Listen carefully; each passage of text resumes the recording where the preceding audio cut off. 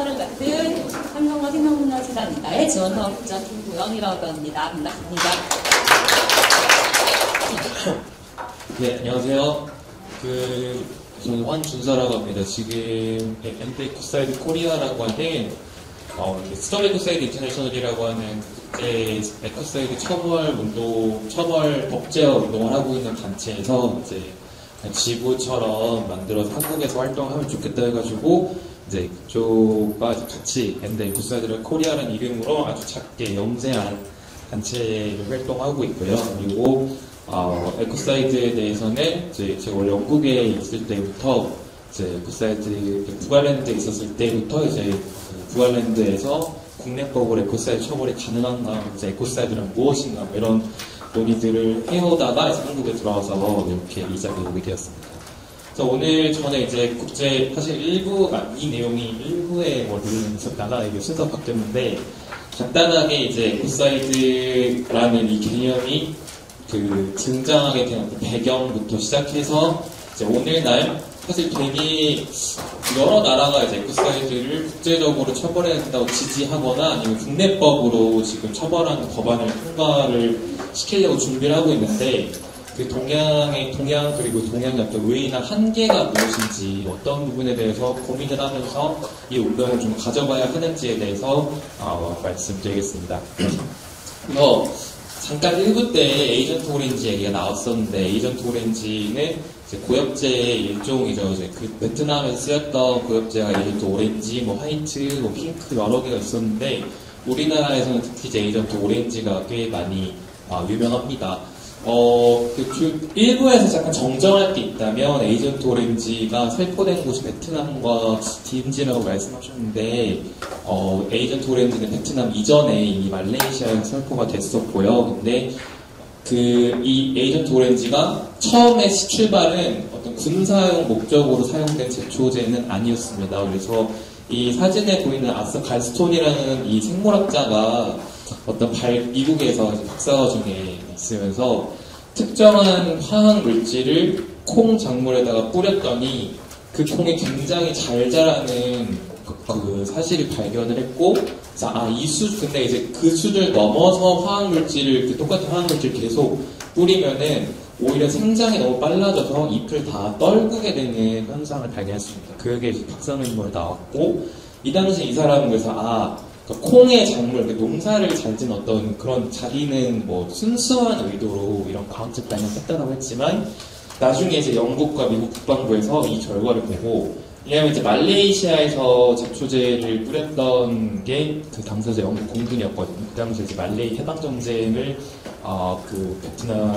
말레이시아에서 영국의 식민지 상태였고, 그래서 그에 반대하던 독립운동 게릴라라고 부르는 군대가 말레이 숲에서 베트남 반군이 활동을 했듯이 열대우림에서 계속 게릴라 활동을 하니까 영국 공군이 이걸 보고 이 과학적 발견을 통해서 제초제를 군사용 목적으로 전환을 시작했습니다. 그래서 첫 시작이 지금까지 알려진 바로 1950년대에 말레이 비상사태라고 부르는 그 당시에 영국 공군이 이 트리오드 벤투산이라고 하는 화학 물질을 기술사용 목적으로 활용을 했던 거죠. 그래서 이 갈스톤이라는 사람이 그러고서 베트남 전쟁에 가서 더욱더 체계적이고 조직적인 방식으로 그리고 훨씬 더 광범위하게 미군이 베트남에서 이 트리오드 벤투산 같은 화학 물질 칵테일을 이용해서 고엽제를 고엽제를 사용을 했던 건데,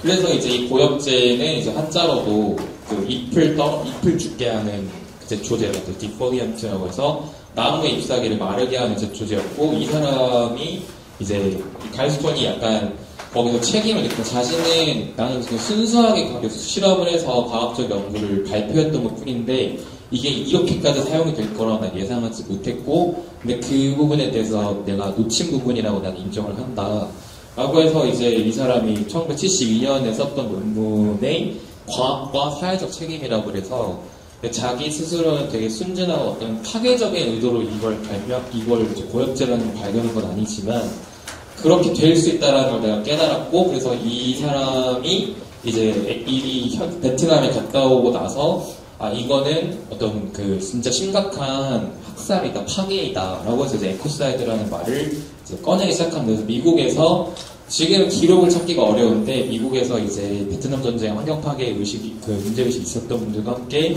어떤 뭐 에코사이드 처벌을 위한 뭐 국제 회의 뭐 이런 것도 개최하려고 노력을 했었고요. 또 한편으로 이제 이 72년에 같은 해에 이제 UNEP가 설립되는 계기를 만들어낸 1972년 스톡홀름 환경회의가 열렸었죠. 그때도 스웨덴 총리였던 올로프 팔메가 이제 이런 베트남에서 저질러진 고엽제 살포는 심각한 에코사이드다. 그래서 공식 석상에서는 이제 에코사이드라는 말이 이 당시에 처음 쓰인 것으로 알려졌습니다. 근데 이 당시에 쓰였던 맥락에서 에코사이드는 소위 이제 제노사이드가 그 당시에 이제 국제 협약으로 올라오면서 제노사이드에 준하는 어떤 파괴 상태가 아니냐. 이 제노사이드는 어떤 민족이나 어떤 그 집단에 대한 인간 집단에 대한 학살이라면 에코사이드는 그에 준한 어떤 환경, 자연환경에 대한 폭력이다라는 의미로 쓰였었는데 그러다 보니까 보시다시피 전쟁의 맥락에서 발생하는 환경 파괴를 에코사이드로 처벌을 해야 된다라는 목소리가 이제 이 5, 60년대, 그리고 70년대까지 이어져 왔고요. 근데 여기 보시면은 이제 에코사이드는 어디서 이제 나왔냐면 에코는 말 그대로 그 그리스어로 우리가 집이나 어떤 뭐 지금은 생태라고 해석을 하는데 사이드는 파괴 또는 이제 살해나 그래서 집을 파괴한다라고 해가지고 에코사이드의 뜻은 사실 일부에서도 거주권에는 얘기가 나왔었는데 어떤 그 생태계 내지 공간을 거주 불가능하게 만드는 것을 이제 염두에 두고 있는 뜻이 있습니다. 다만 그 중에서도 의도적으로 어떠한 공간을 거주할 수 없게 만드는 행위를 우리가 에코사이드로 처벌해야 된다라는 이제 그런 그 뜻으로 이제 제안을 했던 거죠. 요 안경 쓴 사람이 그 갈스톤 그 생물학자예요. 그래서 이 왼쪽에 Draft International Convention on the Crime of Ecocide는 이 갈스톤을 비롯해서 그 국제 회의를 개최하고자 하셨던 분들이 제출하고자 했던 그 유엔에 제출하고자 했던 법안 초안 중 하나입니다. 물론 이제 규약으로 아직까지 되진 않았지만 그런 노력이 이제 70년대, 70년대에 있었던 거죠. 다만 이제 그래서 저 70년대 논의가 계속 되면서 저희가 이제 사진 보시면 국제형사재판소 지금 ICC가 설립이 됐는데 ICC가 설립이 되기까지 여러 논의들이 있었습니다. 유엔 국제법위원회 같은 데서 국제형사재판소를 만들어서 국제형사재판소에서 국내 법원이 아니라 우리가 처벌해야 되는 국제범죄가 무엇이냐를 이제 논의를 하는 과정에서 이제 그 제노사이드 있고 지금은 이제 4대 범죄라고 해서 제노사이드, 그다음에 아까 일부에서 나왔던 인도에 관한 범죄, 전쟁 범죄, 침략 이렇게 4개가 있는데 거기에 이제 논의되었던 다른 범죄들 중에 하나가 이제 에코사이드를 넣어야 된다라는 주장이 있었습니다. 꾸준히 있었는데 그 2002년에 국제형사재판소가 설립이 됐고 90년대 말에 거의 이제 이 국제형사재판소가 다룰 수 있는 범죄를 규정하는 로마 규정이 이제 초반에 마련되는 시절에 에코사이드 논의가 빠졌습니다. 그래서 에코사이드 자체에 대한 조항은 지금 로마 규정이 이제 국제형사재판소의 설립 규정인데 거기에는 빠져 있고 다만 이제 전쟁 상태에서 전쟁 상황에서 의도적으로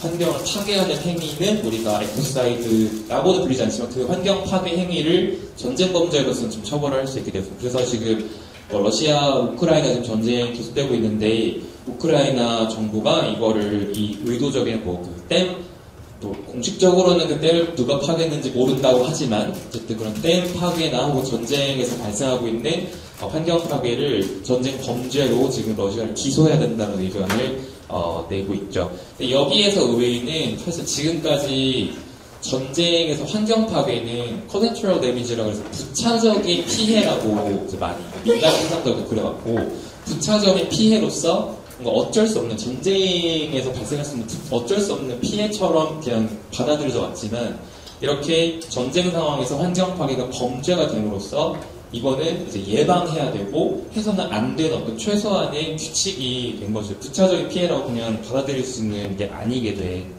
어떤 그 제도가 가지는 사회적인 규정의 힘이라고 할 수 있습니다. 그래서 우리나라도 이제 한국도 로마 규정 비준국이고요.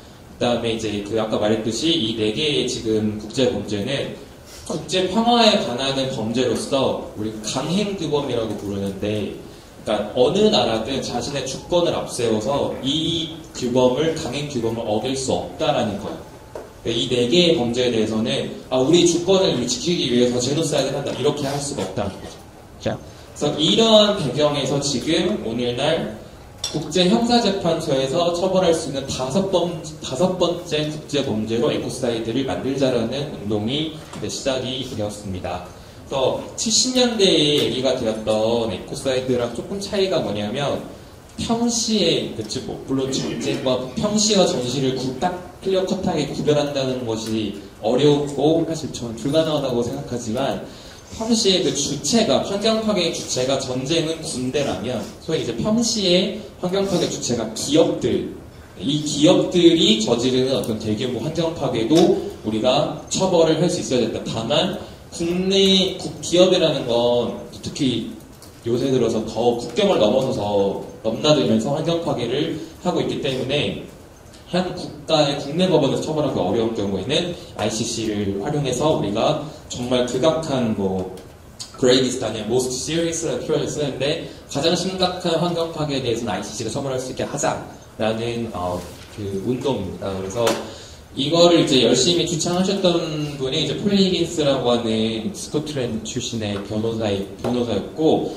ILC 그 국제법위원회 같은 곳에 가서 이 에코사이드를 정의하고 이런 식으로 우리가 그 옛날에 못했던 것을 해야 된다라고 이제 강조를 해왔고요. 그래서 이제 물론 이제 악으로 일찍 돌아가셨는데, 같이 스톱 에코사이드 인터내셔널을 창립했던 이제 조조 메타 이런 활동가들이 지금 이제 2011년에 독립 패널들을 모아가지고, 그래서 우리가 ICC에 제출하기 위한 그 에코사이드의 정의는 무엇일까라고 해서 이 정의를 이렇게 내놨습니다. 그래서 자연환경이 심각하고 광범위하거나 장기적인 피해를 끼칠 수 있다는 실질적인 가능성을 인식한 상태에서 저질러진 불법 또는 무분별한 행위, 이렇게 좀 길죠? 긴데 아마 토론하면서 조금 이 정의의 특징들이 무엇인지 좀 더 짚을 수 있을 것 같아요. 다만 이제 여기서 간단하게 짚고 넘어갈 부분은, 피해를 끼칠 수 있다는 의도가 아니라 피해를 끼칠 수 있다는 실질적인 가능성만 인식해도 이거는 범죄이다라는 게 하나 있고, 다음에 불법이 아니어도 소위 합법일지라도 무분별한 파괴행위에 대해서는 이거는 범죄로 처벌해야 된다라는 특징이 있습니다. 그래서 형법에서 되게 사실 범죄 의도와 악의를 가지고 어떤 행위를 저질러야 이제 그 규제를 하는 형법에서 이런 측면들이 다뤄질 수 있느냐에 대한 반대 의견도 꽤 있는데, 일단 사실 환경범죄 혹은 환경파괴라는 게, 내가 숲이 싫은 사람이 있어서 그 숲이 싫은 사람이 나 이 숲 다 밀어버리겠다라고 하는 것보다, 사실 기업의 환경 파괴는, 기업의 환경 오염 행위는 사실 그런 악의보다는 어떤 이윤을 창출하기 위해서 환경을 되게 구체적인 자원 내지 지배의 대상으로 보는 측면들이 문제라고 보기 때문에, 그런 측면에서 이제 의도성이나 이 합법성의 문제를 조금 낮추고자 했습니다. 장벽을 좀 낮추고자 했습니다. 다만 무분별한 행위를 그럼 어떻게 판단할 것이냐라고 했을 때, 여기 이제 부속 조항들을 제시를 했어요. 거기에 보면은 인간의 지속 가능한 발전을 위한 행위에 대해서는 이거 에코사이드로 간주하지 않아야 한다라는 그 부속 조항을 같이 제출했습니다. 그래서 ICC에 이제 제출을 하고자 지금도 캠페인을 하고 있고요. 근데 이제 봤을 때 그럼 기업의 환경 파괴가 도대체 어떤 문제가 있기 때문에, 어떤 특징이 있기 때문에 우리가 ICC 내지 ICC에 만약에 이게 정말 에코사이드가 다섯 번째 범죄가 된다면, 로마 규정을 기준하고 있는 한국이나 다른 나라들도 거기에 맞춰서 사실 이제 이 법을 바꿀 필요들이 생기는데, 봤을 때 이제 기업의 환경 파괴는 되게 다양한 패턴으로 이루어지고 있습니다. 보시면은 농업을 위해, 플랜테이션 농업을 위해서, 이윤 축을 위해서, 농업을 위해서 이렇게 의도적으로 지하수를 고갈시키는 경우들이 있는가 하면, 어쩔 수 없는 소위 사고, 여러 필연이 겹쳐서 발생하는 어떤 우연적인 사고들도 존재를 하고 있죠. 제가 지금 관찰하는 에코사이드는 크게 네 가지로 보고 있는데, 그 국가 주체가, 환경 파괴 주체가 국가냐 아니면 기업이냐에 따라서, 그리고 그 환경 파괴가 의도성을 다분히 띠고 있는가 아니면 비의도적 또는 과실에 의한 환경 파괴인가에 따라서 조금 달리 보고 있습니다. 발생한 어떤 원인이나 메커니즘이 다르다고 보고, 그 첫 번째 이제 환경 전쟁은 이제 현행법상 국제법상으로는 이제 그 전쟁 범죄 작가가 말씀드렸듯이 에코사이드라고 부르진 않지만 전쟁 범죄에 해당합니다. 이거는 의도적이면서 한 국가의 이제 한 국가의 군대가 중심이 돼서 이제 벌이고 있는 행위이고, 의도적인 환경오염 중에서 이제 기업이 행하는 경우들을 이제 환경오염 범죄가 있습니다. 물론 이게 의도를 어떻게 따질 거냐에 대한 뭐 세밀한 논의가 좀 더 필요하겠으나, 예를 들어서 이제 제가 사는 동네는 이제 거대한 화학단지인데 얼마 전에 집에 내려가니까 또 이제 플랜카드 항상 붙어있거든요. 플랜카드 붙어있더라고. 보니까는 그 정유회사에서 남은 어떤 무슨 화학 물질을 안 보이고 냄새도 잘 안 나는 물질인데 이거를 처리를 하려면 비용이 많이 드니까 정유회사와 자회사를 통해서 이걸 증기로 증발시켜서 이제 지역 그 사회로 이렇게 증발시켜서 배출했다라는 의혹이 있더라고요. 그래서 실제로 이거는 환경범죄 가중처벌법상 아마 처벌받는 걸로 알고 있는데, 이런 식으로 어쨌든 특정한 이윤을 추구하기 위해서 어떤 의도든 간에 의도를 가지고 환경오염을 저지르면은 이건 국내 환경법상으로는 처벌을 하게 되어 있습니다. 다만 이제 기업이 저지르고 있는 이런 의도적인 환경오염은 국제법상으로는 지금 처벌할 수 있는 그 메커니즘이 없죠. 다음에 이제 평시에 일어나고 있는 군사활동, 군대가 훈련을 하잖아요. 군대 훈련을 하는 것도 굉장히 큰 자원의 소모이고, 그걸 꼭 그렇게 자원을 거기다 써야 되는지에 대한 문제를 제기할 수도 있고, 또 아까 일부에서 말씀해 주셨는데, 그러니까 그 군대가 자기를 이제 어떤 식으로 포장하냐면, 다른 사람들의 무분별한 그 진입을 막기 때문에 군대는 책임 있는 어떤 자연 보전의 주체로서 활동하시다, 이런 식의 포장을 특히 미군이 굉장히 잘 합니다. 그래서 그런 어떤 활동들, 그 다음에 대규모로 국가가 하고 있는 어떤 개발 사업들, 개발 사업은 뭐 의도적으로 물론 의도적으로 했을 수도 있지만 어쨌든 그 표면적으로는 다른 목적을 달성하기 위해서 환경 파괴를 해야 된다. 소위 이제 개발을 위해서 어쩔 수 없이 우리 포기해야 되는 어떤 숲이 있다. 뭐 이런 얘기들을 하는데, 이런 부분들은 사실 국내 환경법으로도 국제 환경법으로도 다뤄지기가 어렵습니다. 왜냐하면 범죄로 인식되지가 않기 때문이죠. 그렇죠? 그리고 이 부분이 이제 공백으로 남아있는데, 지금 에코사이드 운동에서는 이 부분에 대해서 지금 범죄화를 해야 된다라고 특히 주장을 하고 있습니다. 다만 여기서 이제 인간의 지속 가능한 발전을 위한 행위는 이제 이거 에코사이드로 보지 않아야 한다라는 거죠. 어쨌든 지금 이제 국가별 에코사이드 법제화 됐을 때 특이한 점은 소련 국가였던 구사회주의 내지 소련 국가였던 것들은 에코사이드가 국내법으로 이미 90년대부터 있었습니다. 소련에서는 그 에코사이드라는 말 자체를 쓰면서 형법상 그 에코사이드, 베트남도 그렇고 이제 러시아, 우크라이나 그 외에 국가들이 있는데, 실제로 에코사이드로 처벌받은 사례가 있는지에 대해서는 좀 확인이 안 되고 있어요. 최근에 이제 우크라이나 정부에서 이제 국내법상 에코사이드가 있기 때문에 러시아의 전쟁 파괴 행위를 우크라이나 국내법상으로 조사를 해야 된다고 해서 한 7번 정도를 우크라이나 검찰에서 조사를 하고 있는 걸로 알고 있는데, 사실 그 외에 지금까지 어떤 소위 평시에 일어났던 기업의 활동 내지 여러 다른 대규모 환경 파괴를 에코사이드로 처벌하거나 기소한 건이 있는지에 대해서 좀 조사가 필요하고요. 현재 이제 최근에 들어서 오늘이 금요일이니까 어제네요. 어제 이제 유럽연합에서 최종적으로 이제 그 환경범죄에 관한 유럽연합 지침서를 개정을 하면서 에코사이드를 그 지침서에 포함하기로 결정을 했습니다. 그래서 거기에 보면은 그러니까 에코사이드에 준하는 환경 파괴를 이제는 회원국들이 자국의 법률에 따라서 금지하거나 처벌해야 된다라는 이제 권고 수준의 지침서가 나가게 되는데, 아직 구체적인 그 내용은 이제 소위 유럽연합 집행위원회랑 강요회의랑 이렇게 그 협의를 거쳐야 돼가지고 끝나지 않았지만 어쨌든 이런 식으로 국가별로 점점 이제 이 에코사이드라는 개념에 대해서 점점 더 제도화하고 국내 법으로 가져오고 또 한편으로 이제 유럽연합 환경지침서도 그렇고 이 회원국들이 ICC에서 로마 규정을 개정해서 에코사이드를 처벌해야 된다라는 의견을 점점 더 모으고 있는 상황이거든요. 그래서 이런 어떤 동향으로 봤을 때 이 어떤 이제 운동의 측면에서는 뭐 물이 들어오고 있다라고 뭐 말을 하시는 분들도 있습니다.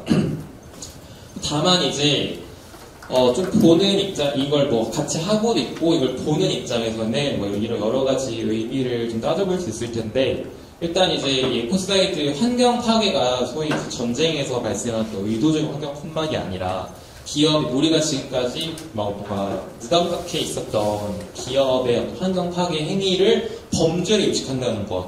살인과 같은 번역을 해서 우리가 환경 오염 내지 환경 파괴를 다루게 된다는 것이, 그것이 우리 사회에서 가진 어떤 의미들이 있을 거죠. 금지가 된다는 뜻이니까. 그리고 그게 우리가 자연과 자연 생태계와 인간이 살아갔던 관계를 재정의하는 어떤 계기가 될 수 있는가, 이걸 계기로서 가져가고자 한다면 지금 에코사이드 운동이 이대로 가는 게 맞나 아니면 다른 방식의 아이디어들을 생각해 볼 필요가 있는지에 대해서 좀 생각해 볼 수 있겠습니다. 일단 국제 형법상으로 이게 강행규범, 환경 파괴가 강행규범이 된다는 건 사실 국제 환경법의 어떤 관습법 중에 하나는 국가의 주권, 그 해당 영토에 있는 자연 자원에 대해서는 그 국가의 주권이 행사되어야 된다라는 유엔 총회의 결의안이 있습니다. 그래서 이걸 이제 자연 자원에 대한 어떤 주권, 원칙까지는 아니고 주권에 대한 선언이라고 하는데, 근데 이걸 지금 깨는 거죠.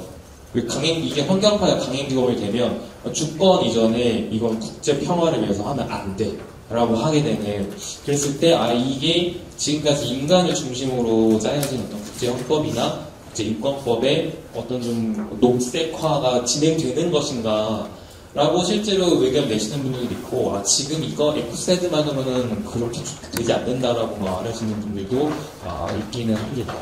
또 이제 한편으로 에코사이드 행위를 이제 제도화하는, 법적으로 처벌하겠다 했을 때, 도대체 누구를 처벌할 것이냐의 퀘스천이 하나 질문이 던져집니다. 지금도 우리는 환경상법이 있죠. 환경가중처벌법이 있는데 그걸 보면은 그 오염 행위를 직접 저지른 사실 노동자들이 처벌 대상이 되는 경우들이 있게 됩니다. 그래서 에코사이드를 같은 논리로 에코사이드를 법제화했을 때 과연 우리는 기업을 처벌한다고 했을 때 그 기업을 움직이고 있는 실제 총수들에 대해서도 우리가 책임을 물 수 있는가? 이게 이제 중대재해처벌법도 그 논란이 계속 되고 있잖아요.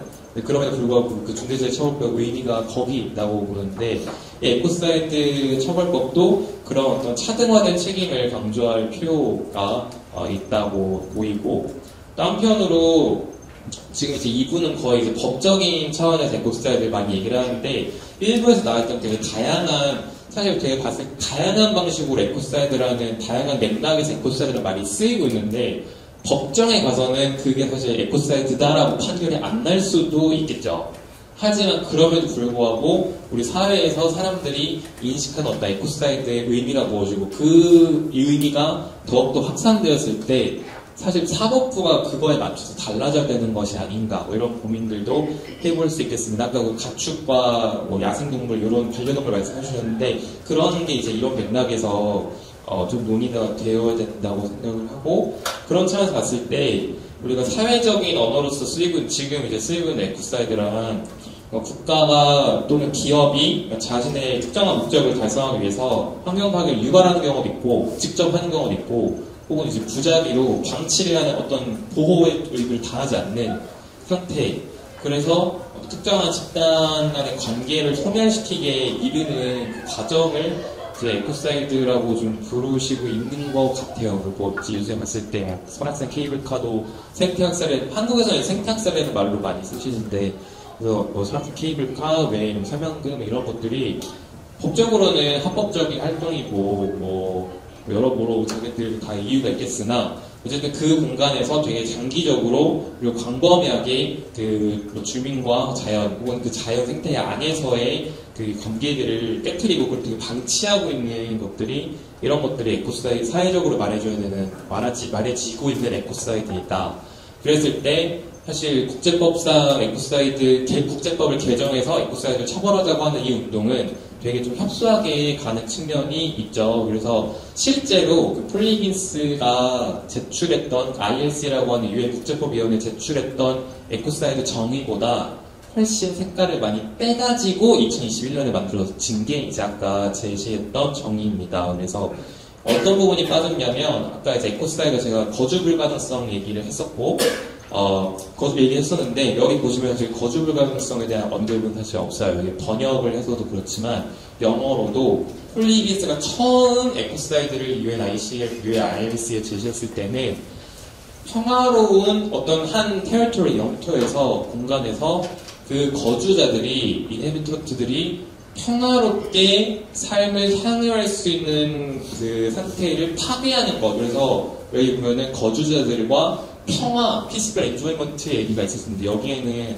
그게 싹 빠졌죠. 왜냐면 이제 독립 패널들 얘기를 하면서 핵심은 ICC에서 받아들일 수 있는 그 정의를 만들자 했기 때문에 좀 많이 빠진 측면에서 그러다 보니까 이전에 이제 그 오리지널 정의에서는 어떻게 보면은 이네비턴트, 그래서 거주자가 누구냐, 그 테리토리에 있는 거주자가 인간만을 지금 상정해야 되는가, 아니면은 뭐 동물도 있고 식물도 있을 것이고, 혹은 거기에 있는 자연 생태계, 뭐 강이나 산 같은 이코시스템 자체가 거주자여야 되는가에 대한 논의가 있을 수 있었고, 다음에 피스풀 엔조이먼트를 했을 때, 그럼 평화가 도대체 무엇인가, 에코사이드라는 피해를 일으킨 이코사이드라는 걸로부터 지키고자 하는 우리의 평화는 어떤 모습인가에 대한 논의가 있었는데, 사실 여기서는 그 논의가 많이 빠지게 되었습니다. 오늘날 지금 캠페인이 이루어지고 있는 정의는 요거를 중심으로 이루어지고 있고요. 그래서 ICC 국제형사재판소는 매년 그 연례 총회를 열고 있습니다. 그래서 올해도 곧 있으면 열려요. 그 이유가 있는데 11월 열리거든요. 11월 어쨌든.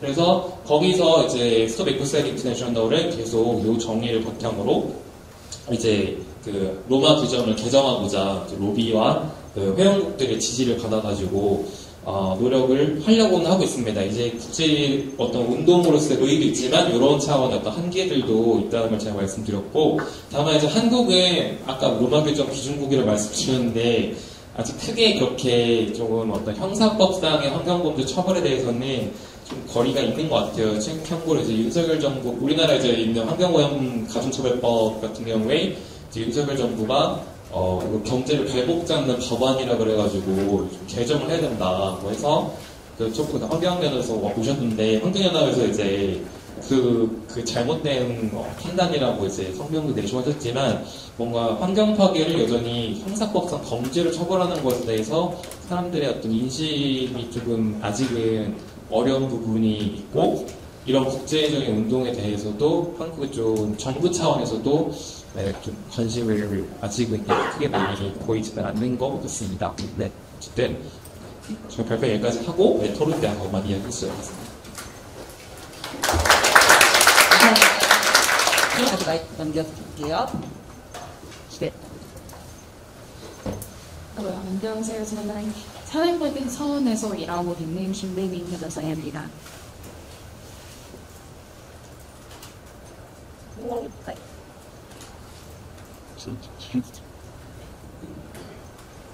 저는 오늘 앞에서 말씀해 주셨던 에코사이드가 국내 수송 과정에서 어떻게 활용이 되고 있는지에 대해서 말씀드리겠습니다. 이번 순서로 말씀드릴게요. 전 세계적으로 에코사이드에 대한 논의가 활발하게 진행되고 있는 방향에 한국에서는 에코사이드에 대한 에코사이드 범죄화에 대한 입법 논의가 활발하지 않고, 사법부에서도 에코사이드에 대한 진지한 판단을 내린 판결은 찾아보기가 힘듭니다. 제가 사실 이거 토론을 해주실 수 있냐는 요청을 받고 주변에 이제 기술 관련 소송하시는 변호사님들한테 에코사이드를 소송에서 활용해 보신 적이 있냐고 물어봤었는데 네. 아무도 F사이드를 아직 서면에 써본 적이 없다라고 하셔서 그 사례도 사실 여러 가지를 보여드리고 싶었는데 없어서 저희 스스로밖에 설명을 드릴 게 없어서 너무 아쉽다는 생각을 했었는데요. 그만큼 F사이드에 대한 개념이나 F사이드가 어떻게 되는 건지에 대해서 한국에서는 특히 사법부에서는 많이 논의가 되고 있지 않는 것 같습니다. 그래서 저는 오늘 청년기후 긴급행동 일부 패널이셨던 윤성님이 포함 활동하고 계시는 단체인데요. 청년기후 긴급행동의 직접 행동에 대한 형사소송 항소 사건 때 활용했었던 내용에 대해서 말씀드리려고 합니다. 네, 이게 처음에 대한민국 정부에서 2020년에 한국이 베트남과 인도네시아의 석탄 화력 발전소를 건설하겠다라는 발표를 하게 됩니다. 그리고 이 소식을 들은 청년기후 긴급행동이라는 단체에서는 석탄 화력 발전소 추가 건설에 대해서 반대하시면서 다양한 반대 의사를 표현하기 위해 활동을 하셨는데요. 저희 사건의 사실관계는 이건데 사진을 딱 보시면 알겠지만 피고인 두 분이 청년기후 긴급행동의 다른 멤버분들과 함께 베트남 핫딘성의 중앙 2호기 석탄 화력 발전소를 건설하는 것을 반대하면서 사전에 신고 없이 두산중의 본사 앞에 있는 이 아래 있는 게 론사인이라고 해요. 철제 조형물이고 아래 대리석이 있는 조형물이래요. 그 위에 올라가서 석탄 화력 발전소를 새로 건설하는 것을 규탄하고 두산중공업이 두산에너빌리티로 이름을 바꿨는데 현대중공업도 HD 현대로 이름을 바꾸서 하는 게 중공업이라는 이름이 붙으면 환경에 되게 안 좋은 것 같기 때문에 그린워싱의 일부로 이름을 되게 애매하게 바꾸고 있거든요. 두산중공업이 그린워싱을 굉장히 많이 하는 기업이어서 두산중공업의 그린워싱을 규탄하기 위한 집회를 했습니다.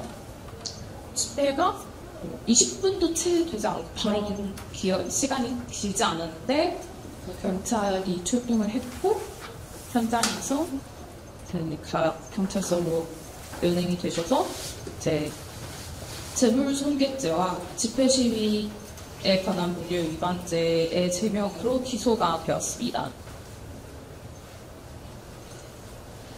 앞에 사실관계는 그렇고요. 당연히 손괴죄가 되려면 물건을 손괴해요. 손괴라는 게 뭐냐면 원래대로 쓸 수 없게 만들어야 되는데 앞에도 윤성님께서 말씀하셨지만 이게 수성 스프레이였어요. 그래서 물로 지우면 지워진다 라는 손괴가 해당하지 않는다라는 주장을 했고 정당행위를 주장했는데요. 법에 대해서 잘 모르시는 분들 정당방위랑 정당행위가 뭐지? 하실 수 있는데 정당방위는 뭔가 위법한 행동에 대해서 내가 위법한 방법으로 막았을 때가 정당방위다. 일단 누가 나를 이렇게 때렸을 때 내가 때려서 막았다. 이런 정당방위가 될 수 있는데 나에게 뭔가 행동을 한 게 법적으로 위법한 게 아니면 정당행위밖에 주장할 수가 없거든요. 물론 저희가 정당방위 주장을 했지만 아직까지 우리나라에서 F사이트가 범죄가 아니고 기업의 사업활동이 범죄라고 판단되지는 않기 때문에 정당행위를 좀 더 집중해서 말을 했습니다. 정당행위는요, 형법 제20조에 규정이 되어 있어요. 법령에 의한 행위나 업무로 인한 행위, 기타 사회상규에 위배되지 않은 행위는 벌하지 않는다. 라는 규정입니다. 정당행위가 성립하기 위해서는 행위의 동기나 목적이 정당해야 되고 그 행위를 한 수단이나 방법이 상당성이 있어야 되고 그 행위로 인해서 보호한 이익과 그 행위로 인해 침해된 이익 간의 법익 균형성이 인정이 돼야 되고 그 행위가 어쩔 수 없이 긴급하게 이루어진 상황이어야 되고 그 행위 외에는 다른 수단이나 방법이 없어야 된다라는 5가지 요건이 충족이 되어야 합니다. 물론 저희는 제 주장을 할 때 이분들이 이러한 행위를 했던 동기와 목적은 너무 당연하게 정당하죠. 석탄 화력 발전소가 건설됨으로 인해 생태계가 파괴되고 베트남 주민들과 전 세계의 사람들에게 건강권, 환경권, 생명권 등의 침해가 발생하는데 그걸 막기 위한 목적이었다라는 목적의 정당성이 있다라는 주장을 했고 수상한 스프레이를 사용해서 짧은 시간 동안 앞에서 발언을 한 것은 방법이 상당한 수단에 불과하다라는 것과 긴급성 같은 경우는 이 시위를 하셨던 날이 착공일을 앞둔 지 얼마 안 됐을 때예요. 착공일을 얼마 남기지 않아서 착공이 이미 시행되고 난 다음에는 돌이킬 수 없기 때문에 긴급한 상황이었다라는 주장을 했고요. 보충성 부분에서는 초명기후 긴급행동이 나름대로 할 수 있는 모든 수단을 동원해서 조선중공업이나 대한민국 정부의 석탄화력 발전소 건설을 막기 위해서 활동들을 해왔습니다. 그럼에도 불구하고 그들의 의견이 전혀 들어지지 않았고 아무런 답변을 들을 수 없었어서 마지막 수단으로 이 행동을 했었던 거기 때문에 보충성이 있다라는 주장을 했고요. 에코사이드를 주장한 부분은 법익 균형성 부분에서 주장을 했습니다. 보시면 피고인들이 보호하고자 한 이익으로는 석탄화력발전소에 있는 주민과 전 지구인의 건강권, 생명권, 환경권 등의 중요한 기본권이고 생태계 보호의 가치 등을 가지고 있는 것인데 이에 반해서 조선중공업에서 입은 피해 이익은 뭐죠? 피해 이익은 초록색 스프레이 지우는 데 든 세제비 정도다라는 주장이었습니다. 그래서 법익의 균형성을 따져봤을 때 보호하고자 하는 이익이 훨씬 더 무거워서 이 행위는 정당행위다라는 주장을 했습니다. 이 부분에서 생태계 파괴에 대한 언급을 하면서 이들이 보호하고자 하는 이익과 두산중공업의 석탄화력 발전소 건설으로 인해서 파괴되는 그 부분을 말하기 위해서 에코사이드에 대한 내용을 포함하였습니다. 이거는 저희가 서명을 쓴 부분인데요. 앞뒤를 좀 자르고 나서 이 부분에 보시면 에코사이드에 대해서 사실 어떤 자료를 봐야 좋을지 잘 모르겠어서 조유재 교수님의 충격범죄 에코사이드를 보고 서면을 썼어요. 보시면 석탄화력발전소 건설로 인하여 지역 주민의 건강뿐만 아니라 동식물과 자연환경 등 생태계가 파괴되는 이른바 생태학살이 우려됩니다. 대규모의 조직적이고 심각한 환경 파괴를 생태학살로 보고 국제형사재판소가 규정하는 가장 중대한 국제범죄 4가지 중 하나인 제노사이드를 포함시켜 기업 등 책임자를 처벌해야 한다는 논의도 확산되고 있습니다. 그래서 부산중공업의 석탄화력 발전소 건설이 얼마나 심각한 문제를 야기하는지에 대해서 강조를 했고 에코사이드를 주장을 했었던 내용을 자세하게 말씀을 드리려고 했습니다. 석탄화력 발전소 가동 때문에 이루어지게는 아니. 다시 보시면은 이제 석탄화력 발전소가 석탄을 태워서 전기를 만들는 거잖아요. 석탄이 연소되고 난 뒤에 석탄재를 저장하거나 운반하는 과정에서 비상먼지가 유발되고 파이프라인을 통해 물과 함께 수송될 경우도 중금속 성분이 유출이 돼서 지하수가 오염되고 토양이 오염될 수 있습니다. 석탄화력 발전소에 필요한 냉각수 때문에 하천 추수를 하여 모든 단계에서 다량의 물이 필요한데 이 과정에서 물 부족 현상이 발생하고 해양 생태계에 영향을 줄 수 있다라는 주장을 했고요. 그리고 석탄화력 발전소를 건설하는 지역이 핫딘성인데요. 그 핫딘성 이름 지도로다. 핫딘성 위치가 바닷가 바로 옆에 있고요. 베트남 중부지방이 있고 동쪽에는 동해, 그러니까 남중국해가 있고 서쪽에는 라오스가 있는 지역입니다. 네, 제가 이제 핫딘성에 얼마나 많은 해양 생물이 살고 있는지를 파악해서 말을 하고 싶었어요. 이렇게 많은 해양 동물이 살고 있는 곳이기 때문에 여길 파괴하면 안 된다라고 했는데 그 자료가 마땅치 않아서 어획량으로 주장을 했습니다. 그 핫딘성 인근 바다의 어획량이 37,000톤이에요. 해양 생물이 그 정도 이만큼을 잡을 수 있다는 얘기는 즉 이만큼 이상의 해양 동물이 살고 있다는 얘기죠. 그래서 이만큼의 해양 동물이 살고 있고요. 석탄화력 발전소를 운영하면서 발생하는 온배수가 해양 생태계에 악영향을 미칠 수 있습니다. 라는 주장을 했고요. 일반적으로 수온이 올라가면 해수 밀도가 감소하고 용존 산소의 용해도를 감소시켜 해양 생물의 생존을 어렵게 하고 해양동물의 서식지는 보통 수온으로 결정이 되는데 온도가 바뀌면 해양동물이 살 수 없다라는 말을 했습니다. 그리고 핫딘성 인근 해안이 맹그로브 숲이 있는 지역이더라고요. 이 에코사이드 주장을 하면서 핫딘성의 생태계에 대해서 계속 조사를 했는데 핫딘성이 맹그로브 숲이 있는 지역이었습니다. 이제 맹그로브 숲은 연안에 영분이 있는 지역에서 자라는 그 낮은 키의 나무들이 있는 곳인데요. 강과 바다가 만나는 곳, 이런 곳들이 있습니다. 이제 맹그로브 숲이 얼마나 중요한 역할을 하냐면 여기가 이제 열대 해역의 해안선을 침식으로부터 완충하는 기능을 하고 육지에서 흘러나오는 빗물에 대한 생물화학적 필터 기능, 게, 새우, 어류에 이르는 넓은 범위의 이동성 열대 해양 생물에 대한 중요한 보육장의 기능을 해서 아기 해양 동물들이 많이 살고 있다고 하더라고요.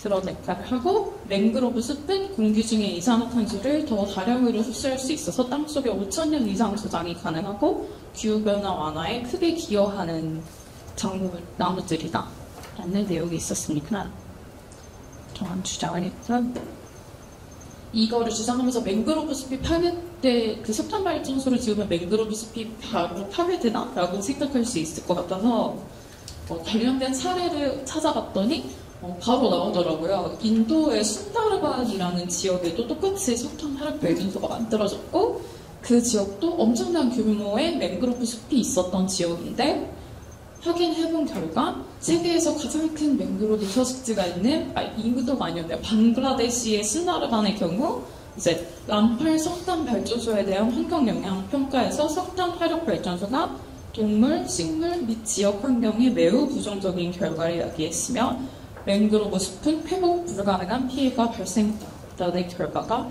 람팔 석탄 화력 발전소가 운영이 된 이후에 생태적 영향 평가에서 나왔습니다. 그래서 베트남에서 중앙 이후의 석탄 화력 발전소가 가동이 된다면 람팔과 똑같은 형태로 맹그로브 숲이 파괴될 것이다 라는 주장을 했습니다. 네, 보시면은 명확하죠.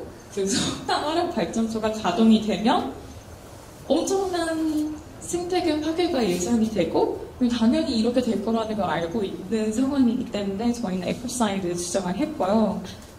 법익균형성을 판단을 했을 때 피고인들이 청년교육기금행동의 활동가들이 보호하고자 했었던 이익은 사람에 대한 주민들의 생명, 환경권, 건강권 등의 중요한 기본권과 동식물을 포함한 생태계 파괴 같은 가치이고 파괴로부터 보호하고자 하는 것이었고 두산중공업의 피해는 조형물을 원천 회복하기 위해 들어간 금액 불상의 세척비 정도다.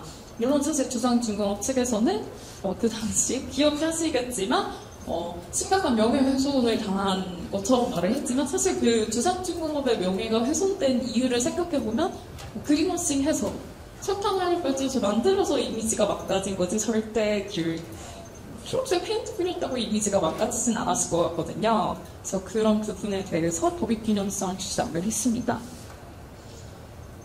네, 안타깝게도 정리를 해보자면 이제 에코사이드 개념에 대해서 짧게 언급을 했었고 사실 이게 깊게 언급을 하고 싶었는데 에코사이드가 아직 한국에서는 에코사이드는 범죄다라는 게 확립이 되지 않았고 논의도 깊게 이루어지지 않은 상태였기 때문에 법정에서 이게 에코사이드여서 피고인들의 행위가 정당하다라고 말을 하기는 좀 어려웠습니다. 그래서 에코사이드 개념에 대해서 언급을 하고 개념을 정리만 했고요. 그리고 두산중공업의 석탄 화력 발전소 건설이 생태 학살에 가깝고 이 생태계 파괴가 심각하고 중대한 문제라는 점을 강조하면서 피고인들의 석탄 화력 발전소 건설을 막기 위한 행위가 정당 행위에 해당한다라는 주장을 하고 이제 저희 소송에 한계가 있었다면 이제 에코사이드에 대해서 깊이 다루지는 못하고 이제 사법부에서 피고인들의 에코사이드에 대한 주장은 전혀 판단하지 않았습니다. 그래서 저희는 항소 항소 기각이 되어서 지금 이 사건은 대법원에 올라가 있는 상태입니다. 그래도 이 소송에서 에코사이드 주장을 했다는 게 아직 한국에서 에코사이드를 형사 사건에서 주장한 사례가 거의 없다고 볼 수 있는 상황에서 기후운동가들의 형사재판에서 에코사이드에 대해서 판단을 요구한 첫 번째 사례이기 때문에 의미가 있었다라고 볼 수 있을 것 같습니다. 이제 앞으로 어떻게 더 나아갈 수 있을까? 이게 에코사이드를 주장한 첫 번째 사례가 될 수 있지만 이게 마지막 사례가 되면 안 되잖아요. 그래서 에코사이드에 대해서 어떻게 더 활용해 볼 수 있을까를 생각했을 때 제가 아까 기후 수송하는 스터디에서 에코사이드 주장해보신 분이 찾았을 때 없다 그랬잖아요. 그 뒤로는 이제 그 스터디에서도 에코사이드에 대해서 우리도 같이 스터디를 해서 다음에는 같이 주장을 해봐야겠다라고 해서 이제 저희도 에코사이드 주장을 정리를 하고 있고요. 지금 더 많은 소송에서 에코사이드에 대한 주장이 물론 우리의 법적으로 아직 불법은 아니지만 주장을 할 수 있을 거라고 예상이 되고 이제 사법부도 기후 위기가 심각해지고 기후 변화에 대한 그 많은 소송이 제기가 되고 있는 만큼 기후 변화 에코사이드에 대한 논의에서 좀 더 적극적으로 역할을 수행하고 우리 사회가 지속 가능한 미래를 향해 나아갈 수 있도록 사법부가 역할을 충실하게 하기를 기대하는 마음에서 이런 소송을 했다라는 점에서 의미가 있었다라고 생각합니다. 제가 너무 이게 사례가 많지 않아가지고 발표가 길지 않습니다. 네, 감사합니다. 네, 반갑습니다. 네, 저는 입sek정한 연구소에서 일하고 있습니다.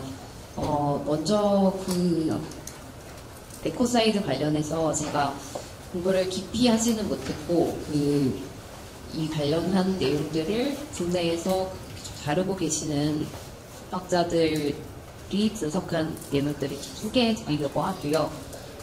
그 기후에 이제 제가 좀 주목하고 있는 우리가 이제 이 에코사이드와 같이 세태학살이라는 부분 그리고 기업이 굉장히 광범위하고 심각한 문제를 일으키는 부분 이외에 일상적으로 우리가 지금 이 기후위기의 시대에서 기업은 온실가스 배출을 감축해야 할 의무가 있지 않을까라는 측면으로 그러면 어떤 일상적으로 기업에게 어떤 예물을 어떤 법을 활용해서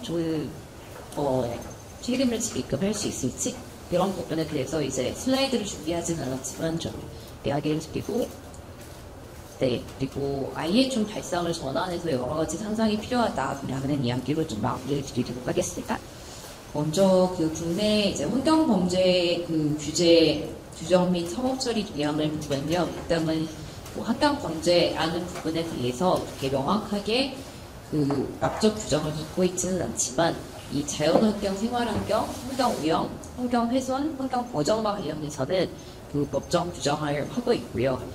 이를 토대로 했을 때 환경범죄의 개념은 이제 국내에서 인간의 생명이나 신체의 위험을 초래하는 행위뿐만 아니라 환경이나 생태계 그 자체의 위험을 초래하는 행위까지도 내포하는 것으로 이렇게 보고 있다라고 볼 수가 있고, 또 이들에 대해서 직접 위험을 초래하는 행위뿐 아니라 이제 위험을 초래할 우려가 있는 행위까지도 포함하는 것으로 이제 확대되고 있다라고 해석을 할 수가 있을 것 같습니다. 그래서 이게 우리가 딱 명확하게 국제사회에서 논의되는 수준 정도의 에코사이드 규정은 없지만 그래도 인간의 생명이나 신체의 위험을 초래하는 부분 뿐만 아니라 환경이나 생태계 그 자체에 대한 부분들도 규정을 이제 안 가지고 있는 것은 아니다라고 이야기를 좀 드릴 수가 있을 것 같고요. 그 부분을 세 가지로 좀 나눠봤을 때 우리가 지금 다루고 환경범죄라는 것을 다루고 있는 법은 형법 그리고 이제 개별적인 환경관계법 이것들은 대체로 이제 행정법들입니다. 환경행정법 영역이고 그리고 이 형법과 개별 환경관계법으로는 이제 부족하다라고 해서 제정된 것이 환경범죄 등의 단속의 단속 처벌에 관한 법률입니다. 형법 같은 경우에는 말 그대로 생태나 그런 자연에 대한 법익을 침해한다라는 부분을 다루지는 않고요. 사람을 환경 오염을 매개로 사람을 살해하거나 또는 상해한 행위 그리고 또 업무상 과실로 환경 오염을 발생시켜서 사람을 사상에 이르게 하는 행위까지 포괄한다라고 할 수 있겠습니다. 그래서 여기는 그 사람에 대한 부분을 이제 제한적으로 다루고 있다라고 보이는 것 같고요. 우리가 에코사이드라는 단을 국내 법에 집어넣는다면 이 헌법에 그 관련된 내용을 좀 넣는 것으로 고민을 해볼 수 있지 않을까라고 생각을 합니다. 왜냐면 이제 행정법이라는 부분에서는 좀 한계가 있습니다. 일단은 그 법 자체, 헌법과 행정법의 그 목적 자체도 다르고, 주로 이제 행정법에서는 물론 이제 그 법정 최고형이 징역형과 벌금형이 있기도 하지만 주로 이제 과징금이나 과태료 등이 부과가 되는, 즉 행정 형벌이 부과가 된다라는 부분들이 이제 있게 되고요. 그래서 개별 환경관계법은 예컨대 우리가 그 대기 오염과 관련된 법률, 그리고 수질과 관련된 법률, 토양 오염과 관련된 법률, 이런 것들을 말하고요. 굉장히 많은 법들이 있습니다. 그래서 주로 그 법률에서 규정하는 어떤 행정적인 그 규정을 이제 위반한, 예를 들어 오염물질을 배출을 하는데 이 부분을 과도하게 어떤 기준을 넘어서 배출한다거나 했을 때 행정형벌 부과를 하고, 대체로 생명 신체 위험이나 치매 발생을 요건으로 하지는 않습니다. 그래서 아까 제가 그 자연이나 생태라는 부분에서 위험을 초래하는 행위까지도 내포한다라고 했던 것은 이렇게 그 환경행정법에서 이제 그런 내용들을 이제 다루고 있다라고 이야기를 좀 드릴 수 있을 것 같고요. 여기서 더 나아가서 그 환경범죄 단속처벌법이라고 그 약어로 이제 이야기를 하는데요. 이 법률 같은 경우에는 형사특별법으로서의 성질과 행정규제법으로서의 성질을 같이 갖고 있습니다. 즉 여기서는 이제 환경오염 훼손 행위를 다룹니다. 꼭 그 사람을, 그 신체를 이제 상해하거나 살해한 행위 이외에 이제 이런 행위들도 다루고, 또 가중처벌을 하고 있고, 또 단속이나 예방에 가는 사항까지도 이제 정하고 있다라는 측면에서 어떤 형사특별법으로서 좀 그 처벌들이 좀 강하게 되는 측면이 이제 있기는 합니다. 그런데 이제 그 내용상으로 이제 행정규제법의 성질을 갖고 있다라고 이야기를 드릴 수 있겠습니다. 우리가 그러면 이렇게 환경행정법, 그러니까 주로 이제 그 가운데 있는 개별 환경관계법과 관련해서 처벌이 이제 어떻게 되고 있냐라는 것을 봤을 때, 이제 범죄의 개수는 점점 이제 좀 증가하고 있는 상황이다. 2012년부터 2021년까지 증감을 반복하는데 전체적으로 이제 증가한 상태라고 이제 볼 수가 있고요. 이거는 이제 2022년 범죄 백서의 이제 자료고요. 또 이제 발생 건수 대비 검거 건수는 이제 높은 편이다라고 분석이 되고 있습니다. 그리고 어떤 그러면 그 범죄 위반이 많냐라고 했을 때, 우리가 특히 미세먼지와 관련해서 그 대기환경보전법 등이 상당히 좀 강화된 그런 부분들이 이제 있었던 영향도 있겠고, 또 실제로 대기환경과 관련한 위반들이 원래도 이제 좀 많이 발생했었는데, 그래서 대기환경보전법이 가장 크고, 그리고 이제 하천법, 폐기물관리법, 이제 이런 부분들이, 물환경보전법, 폐기물관리법 관련된 부분들이 대체로 좀 그 위반하는 건수의 범주를 많이 차지하고 있는 것들을 이제 볼 수가 있고, 그 외에 이제 것들도 있는 것들을 볼 수 있을 때, 이제 이런 것을 보면은 우리가 특히 에코사이드와 관련해서 최근에 논의에는 그 기후변화와 관련된 부분들이 많이 이야기가 되는 것 같은데요. 그런 부분들은 좀 포섭이 되지 않고 있다라는 것들을 볼 수가 있습니다. 그리고 범죄 처리 현황을 보면은 이제 이런 부분들이 좀 현재 법률이 있다 해도 좀 문제점이 있다라고 할 수가 있을 텐데, 기소율이 좀 낮습니다. 지속적으로 또 감소하고 있는 그런 추세도 보이고 있고요. 그리고 기소가 된다 하더라도 약하게 처벌이 됐다고 보죠. 약식 명령이 이제 청구된 것이 대부분의 경우이고, 불기소율보다 이제 기소율이 높다고 해도 어쨌든 처벌 자체가 약하다라는 것들을 볼 수가 있습니다. 그래서 행정법이라는 부분에서도 헌법과는 달리 훨씬 좀 그 처벌이 약하다라고 볼 수 있는데, 실제로 기소가 돼도 약식 명령으로 이렇게 풀려나고 과태료를 물고 이런 경우에 가 많다라고 볼 수가 있겠습니다. 환경 범죄는 좀 특수하게 다룰 필요가 이제 있는데요. 이제 이런 특징들 때문이다라고 할 수 있겠습니다. 꼭 그 에코사이드에 해당하는 그 심각한 범죄가 아니라 하더라도 굉장히 그 피해가 다른 범죄에 비해서 과격성을 띠는 그런 부분들이 있고 또 다수에게 영향을 미치고 그런데 또 가해 조치를 특별히 특정할 수 없다라는 측면에서 좀 예방적으로 사후에 처리를 하려고 하면 이미 늦기 때문에 사전 예방적인 측면에서 매우 중요하다라고 할 것이고요. 그래서 이제 에코사이드 같은 경우에도 사후적으로 이제 이런 부분에 대해서 형벌로 강하게 처벌한다라는 측면도 있지만 기업들이 내가 에코사이드 범죄 기업은 되고 싶지 않다라는 측면에서 예방적 효과도 상당히 있을 것이다 라고 보이고요. 그리고 항상 환경 관련해서 이제 소송을 하시는 분들이 어려움을 겪게 되는 것이 이제 인과관계 규명이 매우 곤란하다는 것입니다. 그렇기 때문에 인과관계의 추정이나 입증 책임의 전환에 대한 고민이 매우 많이 필요하고요. 그리고 가해자와 피해자 간의 이제 그 정보라던가 힘의 불균형들이 좀 특히 벌어지는 부분들이 있습니다. 그리고 가해자가 환경 범죄를 이제 저질러서 본인들이 처벌을 받게 되더라도 그에 대한 어떤 어떤 벌이 그렇게 높지 않기 때문에 이익이 더 많기 때문에 결국은 법정형의 사유 조정이 필요하다라는 부분들도 알 수가 있습니다. 그리고 양태도 이제 다양하다라는 부분에서 우리가 이 굉장히 그 구성 요건을 촘촘하게 한다고 했을 때 빠져나가는 부분들도 많이 발생할 수가 있습니다. 그래서 이제 이런 환경 범죄의 특성 때문에 이제 국내에서도 좀 단속을 우리가 좀 더 전문화하고 수사팀을 강화하자라고 해가지고 작년에 환경범죄 합동전문수사팀이라는 것을 출범했고요. 그래서 좀 더 이제 적발률을 높이자, 그리고 공조와 정보 공유를 통해서 단속을 강하게 하고 전문성을 높이자라는 취지에서 이제 이런 움직임들이 있기도 하고, 또 그 환경범죄단속법과 관련해서 이제 과징금을 상향해서 좀 더 그 과징금 부과 대상의 해결 유형을 확대한다던가 부과 금액을 상향한다던가 또 유형을 추가한다던가라는 등의 방식으로 좀 더 그 단속을 하고자 하는 그런 최근에 이제 노력들이 이제 있었기는 합니다. 그리고 신고제도라던가 환경 감시관 이런 제도들을 좀 더 확장하는 이런 의미들도 이제 있었습니다.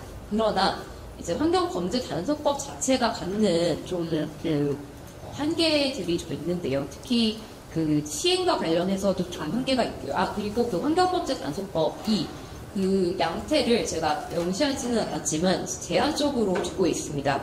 오염물질 불법 배출이라는 부분, 환경보호지역 오염행위라는 부분, 그리고 멸종위기 야생동물의 포획이라는 부분, 폐기물 불법 처리라는 부분, 이렇게 4가지 부분에 대해서 환경범죄로 이렇게 보고 단속을 하고 있고, 이 4가지 관련해서도 개별 법률들을 명시해서 구성요건을 좀 제한적으로 보고 있습니다.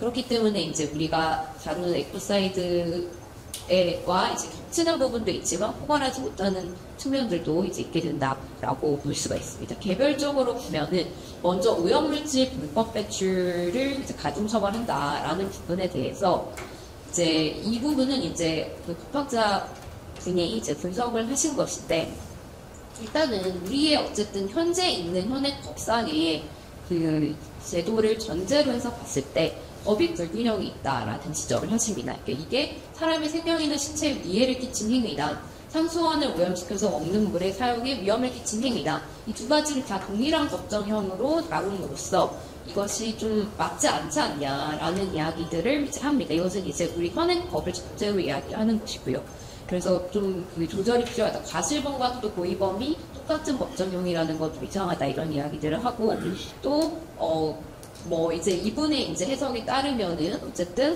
이런 식으로 이제 됐을 때 우리가 그 법정형이 어떤 경우에는 너무 과다하게 될 수도 있다라는 이야기들을 합니다. 그리고 과실범과 관련된 규정이 있는데요. 이제 이 부분에 관련해서 법정형이 이제 그 고의범과 이제 비교를 했을 때 좀 과다하다라고 볼 수가 있고, 또 실효성이 떨어진다고 합니다. 왜냐하면은 처벌된 사례가 없습니다.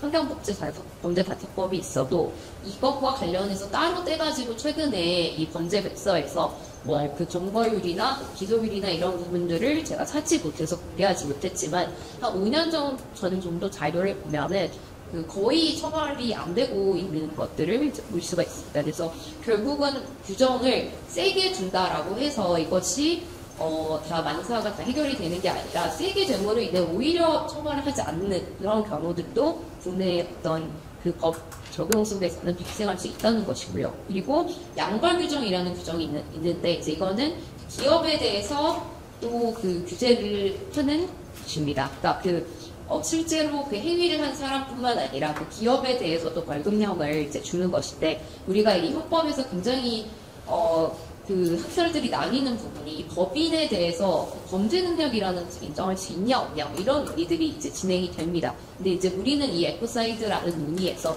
법인에게 범죄 능력을 당연히 인정을 해야 되고 그만큼의 이제 형벌이 가야 된다라는 이야기들을 좀 하는 것 같고 마찬가지로 유럽연합에서 최근에 논의되고 있는 환경 범죄에 대한 어떤 법률도 에코사이드를 포함한 법률도 그런 부분들을 반영하고 있을 뿐만 아니라 실제로 경영자에게 우리의 이제 산업재해법처럼 경영자에게 굉장히 높은 징역형을 부과하는 그런 내용들도 이제 들어가고 있는데 이제 국내에서는 그렇지 않고 일단은 그 양벌 규정에서 법인에게 벌금형을 하고 있습니다만 이제 이 부분들이 좀 그 자연인과 법인의 벌금형에 이제 연결이 좀 분리될 필요가 있다던가 벌금액을 상향 조정할 필요가 있다던가 집행의 필요성을 정할 필요가 있다라는 등등의 좀 지적들이 이제 있는 것 같습니다. 그래서 환경범죄 단속법 자체가 좀 법적인 부분에서 좀 미흡한 부분들이 있다라는 이야기들이 계속 나오고 있어서 이 자체에 대해서 좀 고쳐나가야 된다는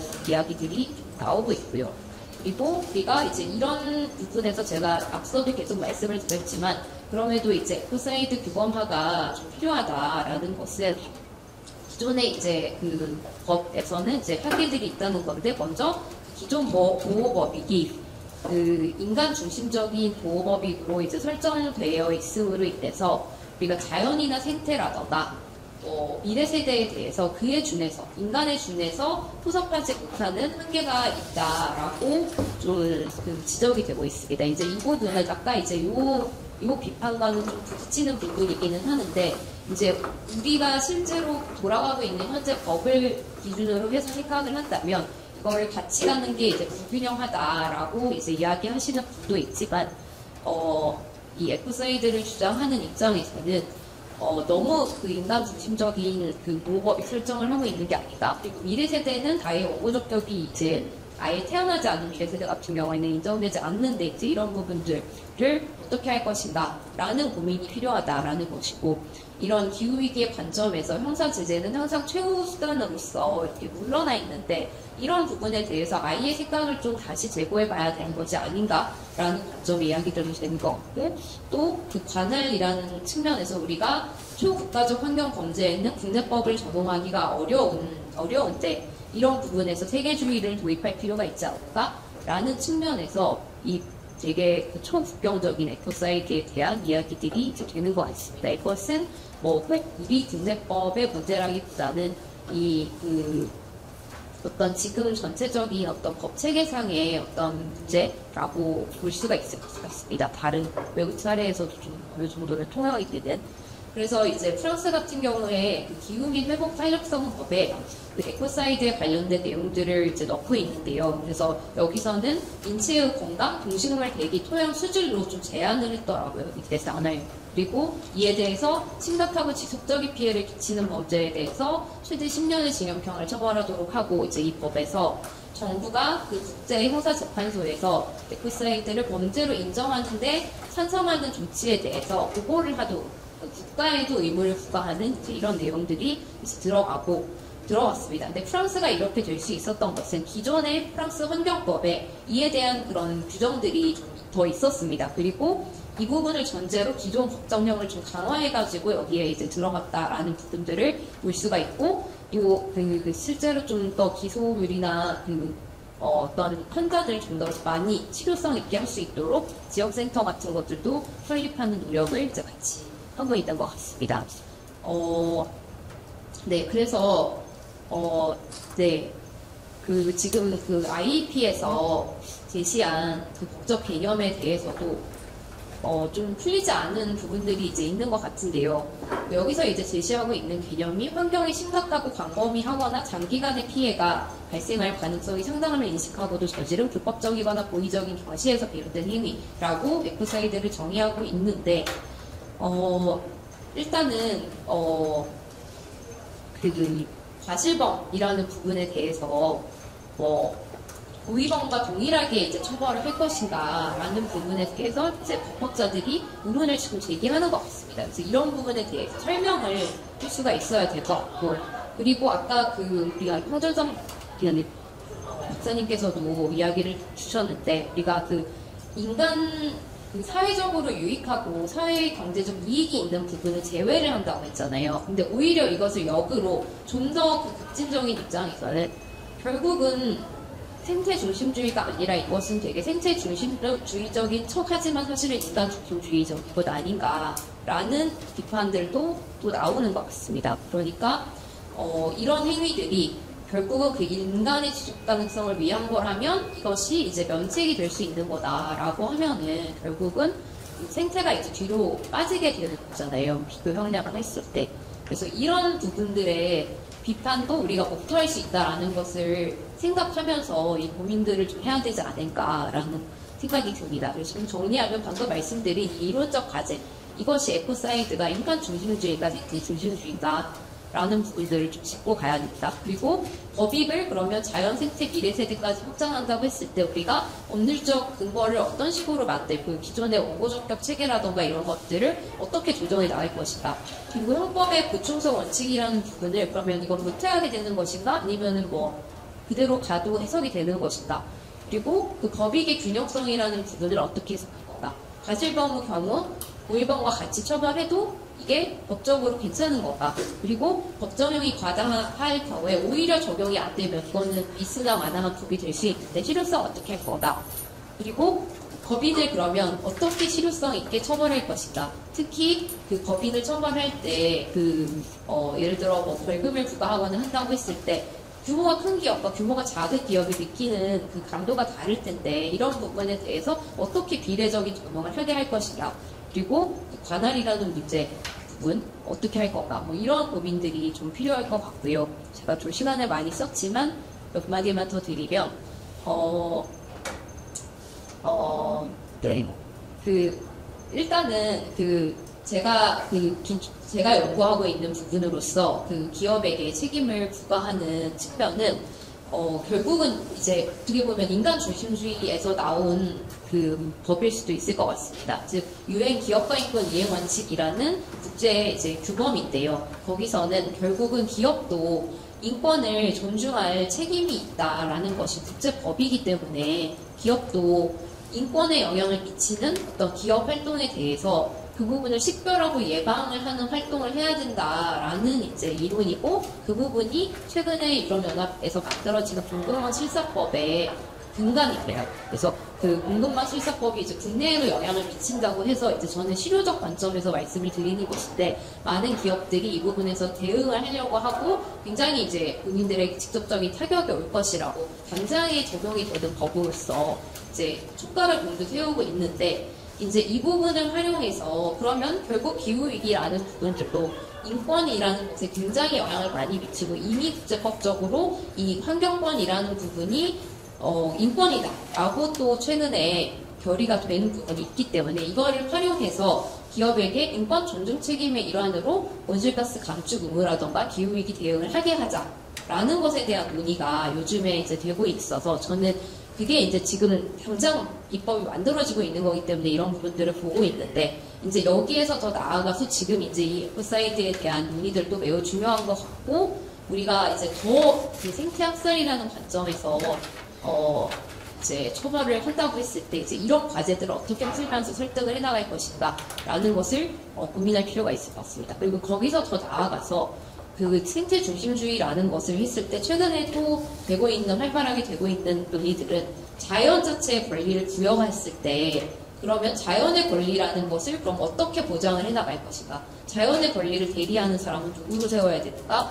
뭐 무엇을 요구할 수 있나? 그것에 대한 보상은 어떻게 하나? 뭐 이런 부분들의 논의가 또 되고 있는 것 같거든요. 그래서 결국은 기업에게 관련된 이 지금 전체적인 어떤 사업 활동으로 인한 어떤 우리 그 위해들을 예방하기 위해서 이 논의뿐만 아니라 다양한 논의를 좀 이렇게 스펙트럼을 넓혀서 좀 보자라는 이야기를 좀 드리고 싶습니다.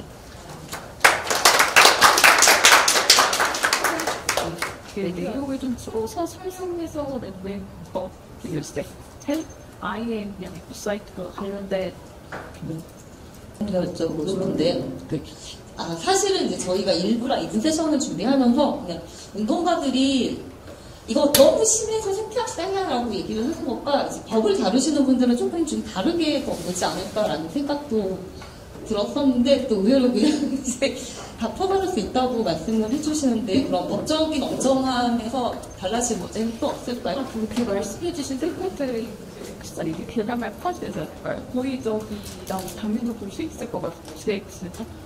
미치겠다고는 예상도 가능하고 그 불리성도 있다고 되어지고 대규모의 생태 확대가 실제로 발생하였고 이런 생각에서는 하나의 수가 있는 거고 이것도 알면서 한때 의미도 있고 그것이요 말씀드렸고 인상들도 그래서 당연히 엑스사이즈는 이게 스텝사인 것도 안에 들어가고 법적으로 만약에 이거를 새로운 행사 처벌 대상 조항으로 만든다면 그때는 뭐 성립 요건에 저희 그네디오 미국적들과 하면서 보이는 의견을 하는 것에 굉장히 잘 오해가 있기 전에 싶은데 일단은 그 환경행정법이라는 부분에서 보여드린 것은 그 대기오염 물질을 그 초과 배출한다던가 수질을 기준을 초과 배출한다던가 토양 관련해서 토과 배출한다 이런 이제 그 수상들권을 명확하게 해서 이런 부분을 위반했을 때 이렇게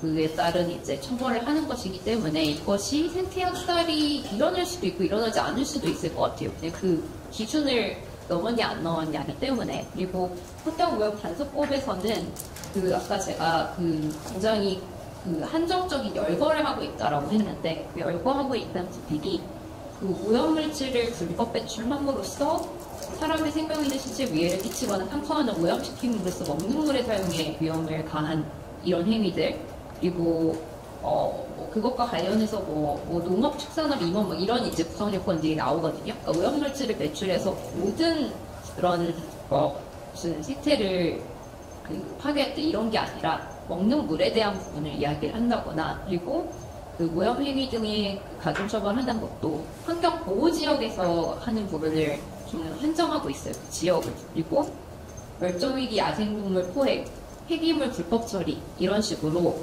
그 범죄에 해당하는 구성요건을 제한적으로 두고 있기 때문에 우리가 이제 에코사이드로 했을 때 다루고자 하는 그 범주를 포괄하지 못한다라는 이야기를 드린 거고요. 그리고 그 부분을 입법을 한다라고 했을 때 어떻게 적용해야 되는지는 사실 저는 고민이 좀 부족한 것 같습니다. 근데 헌준석 박사님께서도 얘기를 해주시겠지만 제가 보기에는 이게 그 형법이라는 부분, 그러니까 이게 굉장히 우리가 처벌을 가중해서 하자라는 의미이기 때문에 형법의 영역으로 가거나 특별형법의 영역으로 가야 되지 않을까라는 생각이 좀 들고요. 프랑스 같은 경우에는 이제 우리가 법칙이가 전혀 다른 부분이 있기는 하지만 그 기후와 관련된 범죄, 기후 및 회복 탄력성에 관한 법률 거기에서 이제 여러 가지 기후와 관련된 내용을 이야기하면서 이제 이 조항을 이제 두고 있거든요. 우리는 뭐 그런 식의 체계를 갖고 있지 않기 때문에 제 생각에는 형법이나 특별형법 그 영역이 아닐까 싶습니다. 네. 네, 저는 법전공 아니지만 범죄 전공이다 보니까 조금 이제 사회학적인 베이스이긴 한데 일단 이제 에코사이드 원래가 이제 에코사이드 운동의 특징이 법적으로 어떤 합법성을 띠고 있다고 하더라도 그게 환경적이나 사회적인 어떤 이익을 심각하게 침해한다면 이게 왜 범죄가 아니냐 이런 문제 제기를 하면서 이제 사회의 소통을 하고자 하는 의의가 있는데 저 같은 경우에 그 차원 봤을 때 이제 제가 작년에 썼던 논문 중에 하나가 이제 중대재해처벌법을 지금 중대재해처벌법에 이제 산업재해를 처벌하게 되어 있고, 또 이제 우리가 시민재해라고 해서 저희 바스킨 환민재 같은 이런 기업의 어떤 그 기업의 시민들의 공범의 시민들의 안전의 생명 안전에 침해하는 행위에 대해서 처벌하게 되어 있는데, 혹시 여기에 그러면 중대 환경재해라는 에코시스템이라는 말을 쓰지 않더라도 환경재해라는 조항을 추가해서 기업의 어떤 환경 책임 의무를 좀 감안할 수 있지 않겠나라고 이제 의견을 제시했었는데, 법학자는 굉장히 반대가 심했어가지고 그래서 이게 그것들 넘기가 쉽지가 않구나라는 인식을 좀 가지게 됐고요. 그분들이 좀 반대했던 이유는 일단 중대재해처벌법 자체가 좀 위원회에 지금 시비가 걸려있고, 또 이제 환경범죄 자체, 환경범죄를 여기서 아까 이제 주혜연 변호사님도 말씀해 주셨는데, 환경범죄를 형법으로 유행한 게 아니냐. 기존의 형법은 이제 어떤 범죄 의도성, 그리고 이제 여러 다른 조건들이 있는데, 그거에 사실 환경범죄가 들어가지가 않는다, 범주에. 그래서, 그 반대 의견도 있는 것 같아요. 한편으로 이제 그럼에도 불구하고 이것을 범죄로서 인식해야 된다고 하는 입장에서는, 저도 이제 이 신설 에코사이드 법안에 대해서 우리나라 말로 생태학살 처벌법처럼 특별법을 만들 수도 있겠지만, 저는 일단 기본적으로 이제 환경정책 기본법, 우리나라 환경정책 가장 골자가 기본법에 어떠한 좀 그 목적이 조금 달라져야 그 다음에 이게 풀릴 수 있을 것 같아요. 저희 이제 헌법도 그렇고 이제 환경정책 기본법은 일단 자연환경을 국가가 국민을 위한 그 국가 영토로서 이제 관리를 하는 차원에서 이제 인식을 하고 있는데, 그 자연 자체는 결국 이제 인간이 존재하는 대상으로서 이제 법의 용범에서 명명되어 있는데, 그 부분이 이제 인간 중심적으로 보면 중립적인 거고, 그 부분이 또 이제 생태계를 이제 포용하는 방향으로 이루어져야 그 다음에 이제 에코사이트가 이제 법안이 신설되든 에코사이트라는 조항이 어디서 개정이 되던 의미를 우리가 이제 추구하는 방향대로의 에코사이트를 처벌하고 방지하는 데에 기여할 수 있지 않을까. 그래서 국제적으로도 제가 이제 지적하는 가치, 그 단체에 있지만 국제적으로 얘기하는 게, 이게 그냥 ICC에다가 개정해가지고 한다고 한데, 그냥 인식하는 바가 별로 다를 바가 없습니다. 우리 법을 활용해야 되는 사람들이 가만히 있으면, 사실 지금 ICC에 제가 발표 때 전쟁 범죄로 환경 파괴를 처벌할 수 있다라고 조항이 있다고 했지만, 지금까지 단 한 건도 처벌이나 수사를 한 적이 없습니다. 그래서 수사를 하려고 했으나 조사가 실제로 어렵다. 그리고 아까 말씀해 주셨는데, 그 환경 오염이 특정한 주체만의 행동으로 발생했다고 규명하기가 어렵다. 전쟁 상황이기 때문에 조사도 나중에서야 진행이 나고, 그러다 보니까 이제 이 거의 만들어져도 사람들의 인식이, 사회가 가만히 있으면 약간 좀 이제 사문화될 수 있는 위험이라고 생각을 해서, 저희 이제 이 에코사이트 자체에 대해서는 이제 신설이나 개정이나 여러 방향이 열려있다 생각하지만, 이 법이 활용할 수 있는 어떤 이 기반을 다시 잘 닦아야 하는 게 선결 과제가 아닌가 싶습니다. 어쨌든 진짜 중요한 건 처벌이 목적이 아니라 그런 일이 생기지 않도록 하는 게 이제 법의 목적이고, 사실 조조메타 아까 스톱 에코사이드 맞죠? 스톱 에코사이드 지금 활동하는 조조메타 전사가 이사에서 이렇게 같이 간담을 한 적이 있는데, 그때도 되게 강조했던 게, 그때도 처벌하자, 환경 범죄다, 처벌하자 이렇게 얘기는 하지만 목적이 진짜 처벌을 해서 어떻게 하겠다는 게 진짜 목적 아닌 거니까, 환경재해가 일어나지 않게 좀 다양한 방법에 있는 것들을 활용하고 기반이 먼저 우선이 되어야 한다, 이제 이런 얘기신 것 같아요.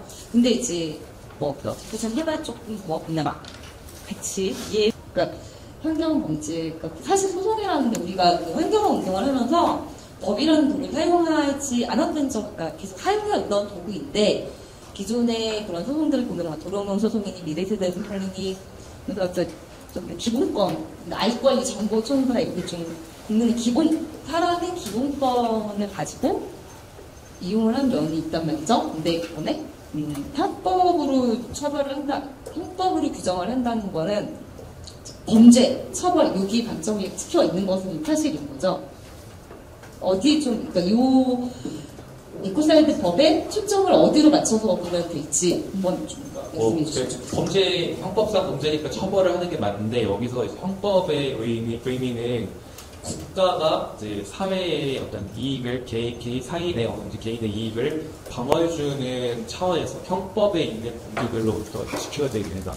예를 들어서 국제법상으로도 아까 강행규범 말씀드렸는데, 이게 형사법상으로 뭔가 범죄가 되면은 국제사회가 어떤 수단을 사실 국가 주권이 오늘날 국제에서 가장 우선이 되고 있는데 원칙임에도 불구하고 국제형사법상으로 형사에 관한 범죄에 대해서는 심지어 그것보다도 우선해서 우리가 이건 지킨다라고 할 수 있나요? 그래서 특정한 행위를 금지하는 사람으로서 보호하고자 하는 그 역할을 사실 이제 환경소송 같은 경우에는 이해 당사자들이 갖추는 상황을 기업 대 대기업 기업 이런. 근데 이게 형법으로 가면은 그 방어를 해주는 주체가 국가가 나서야 되는. 국가가 이제 형법에 맞춰서 다른 정책도 마련을 해야 될 것이고 범죄 피해자들의 이제 환경소송에서는 이제 어떤 이해 당사자지만 환경 범죄의 피해자는 국가가 이 사람들의 피해를 구제해 주는 역할도 의무화돼서 발생되는 거로 이제 이해를 할 수 있습니다. 네, 조금 더 생각을 해봤을 때 그런 부분도 있을 것 같아요. 그러니까 우리가 예를 들어 노동력 소송에서도 이제 문제가 됐던 건데 이제 민사소송이라는 것은 실제로 손해가 나는 것이 있거나 불법행위든 채무불이행위든 이런 부분들이 이제 있어서 그 손해를 받은 사람이 뭔가 청소를 하게 되는 것이죠. 근데 이제 도롱뇽 소송에서도 도롱뇽이 권리가 있냐라는 측면에서 그건 어떤 적격이 인정될 수가 없는 부분인데 이게 형법이다, 이건 죄다라고 하면은 그거는 누가 피해를 봐서가 아니라 우리가 주로 그런 개인적 그 이익과 관련된 사기죄, 무슨 명예훼손 이런 걸 위주로 많이 생각해서 그렇지만 정말 그냥 이 범죄라고 죄형 법정주의에 따라 죄라고 이렇게 규정된 부분들은 검사가 그 부분에서 누가 손해를 보지 않았어도 기소를 해서 그것을 죄로 만들 수 있다라는 측면이 이제 생태 학살이라는 측면에서 생태라는 원고 적격을 듣기도 좀 어렵잖아요. 문제 책에도 나왔지만 문제화가 말씀드린 처벌의 문제도 있으며 그거를 전체적으로 범죄는 곧 나쁜 것을 하면 안 될 것이라는 인식과 프레임을 씌워주는 작업이다. 형평소송은 보통 기본권을 주장했다. 웹사이트도 똑같이 일종의 기본권을 주장하는 좀 그게다가 도로변호사권은 행정수는 소송이 있고 다른 기소소송 같은 거는 수업이 경우도 있고 그런 기회였습니다. 같은 거니까 손해를 대상해 준 것이 아니라 국가가 확실하게 책임지고 피해를 구제해 줄 수 있는 거고 그리고 여기서 오늘 되게 많이 나왔던 이야기가 우린 이미 인간에 대한 눈을 넘어섰잖아요. 그래서 비인간 존재들의 존재성까지도 보장해 줄 수 있도록 하는 의미가 있다라고 이렇게 좀 정리가 될 것 같습니다. 네. 기업을 형법으로 처벌을 할 수 없는 것은 아니고요. 우리 법상에 이제 양벌 규정이라는 부분을 통해서 기업에게 이제 특히 이제 좀 상당히 심각하다라고 보이는 부분에 있어서는 아까 보여드린 대로 법인에게 벌금을 부과하는 식으로 이렇게 처벌을 하게 됩니다. 근데 말씀하신 대로 법인에게 범죄 능력이라는 것이 있는가, 그리고 법인에게 처벌을 내릴 수 있는가, 이런 부분에 대해서는 학설이 이제 대립을 하는데, 그 학설을 어떤 부분을 취하느냐를 우리 법을 가지고 이렇게 평가하기는 좀 어려운 측면이 있지만, 적어도 양벌 규정은 적용을 하고 있습니다. 근데 이제 문제는 그 양벌 규정이 너무 약하다는 거죠. 이 법을 예방하기에 충분하지 못하게 적용이 된다라는 측면들도 있는 것 같습니다. 궁금한 점이 하나 있는데, 형사법 재판소에서 고사이드를 규정할 때 예외 조항으로 지속 가능한 사회 출발을 위해서는 예외 조항이라고 생각하셨는데, 우리의 법령이나 협약에 봤을 때 또 가장 문제가 된 것들은 지속 가능, 합리적인 이 단어가 각자에게 다 다르게 적용되기 때문에 쓰는 사람마다 다 자기 기준을 알고 있고 나중에 그것 때문에 굉장히 계속 일어나게 되는데 이게 일종의 타협점인 것인지 아니면은 워낙 많은 반대가 있어서 그렇게까지 막 했을 수 없었으려고 시도한 것인지 그런 좀 내용이 궁금했습니다.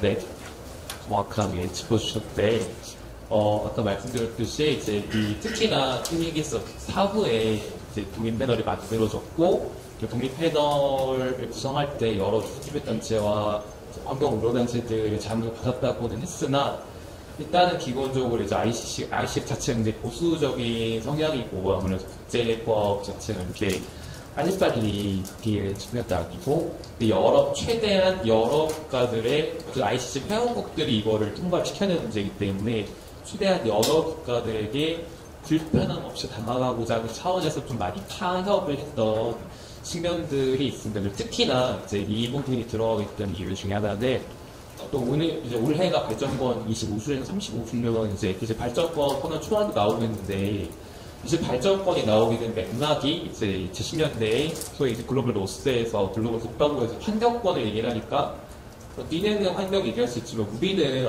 빈곤 숙제와 이걸 해결 못하는 상태에도 환경권 얘기가 말이 되냐는 그래서 이제 그런 맥락에서 발전권이 등장했던 차원이 있고 비슷한 맥락으로 지금 환경 파괴 하면은 범죄 근데 그러면 우리는 이 발전을 하려고 하는 과정에서 행복하게 있을 때 우리는 항상 범죄자로 남아야 되는가 이런 글로벌 노스 국가, 사우스 국가들에 대한 이 목소리들이 고려가 되다 보니까는 이제 아무래도 그 서스테이너블 디벨롭먼트와 인간의 사회적 경제적 이익에 대한 조항이 예외적으로 이제 들어갈 수밖에 없어. 예를 들어서 이제 나이지리아에서 쉘이나 BP 같은 회사가 석유를 채굴해가지고 다 이제 자기네들이 뭐 이렇게 성각 파티하고 이런 것과 이제 라틴 아메리카에서 또 이제 사료국들이 그 채굴을 해가지고 그 국가의 국민들을 국제기를 사용하는 그 재원으로서 이제 광산 채굴하는 것과 그래서 환경 파괴 행위로 봤을 때는 결과적으로 동일한 결과를 내놓을 수 있겠으나 이제 그 의도에 있어서 우리 이제 어쨌든 지속 가능성이나 고려도 의도성이기 때문에 그 차원에서 조금 구별을 하고자 시도를 하다 보니까는 근데 그 중에서도 그나마 이제 이 국제사회에서 통용되고 있는 어떤 그 개념들을 봤을 때 이제 지속 가능 발전이 이제 또 우리 아무래도 국제사회 전반적으로 이제 인서센트 디벨롭먼트 발전을 하다 보니까 타협점을 그렇게 찾게 되었습니다. 일단 질문은 답변은 되셨을 것 같고 결국은 이제 타협점이고 난방구 그리고 현실적으로 좀 고려하는 부분들이 있는 것 같아요. 저는 간단한 일단은 지속 가능한 발전보다 조금 더 나아갈 수 있지 않을까 예를 들어서 이제 행성의 한계라든가 유한성을 좀 강조할 수 있을 것 같고 혹은 사실 뭐 자연의 권리라든가 뭐 다른 방안 아이디어들에 대한 결합을 시도를 했을 수 있을 것 같아요. 근데 아마 조금 운동 내부에서는 빨리 해야 된다라고 하는 빨리 통과시키고자 하는 그게 좀 있을 것 같아서 저는 지속 가능성 제가 뭐 지속 가능성 딱 이렇다라고 말하기는 어렵지만 그때 현재 상태 지속 가능하지 않다라는 문제의식에서 출발했을 때 에고사이드의 어떤 범죄와의 의의가 가지는 것은 지금 뭐 여기 주사한 소송도 그렇고 이게 지속 가능한 방식이 아니다라고 말하는 사람들이 더 이상 범죄인으로서 범죄자 취급을 당하지 않을 수 있게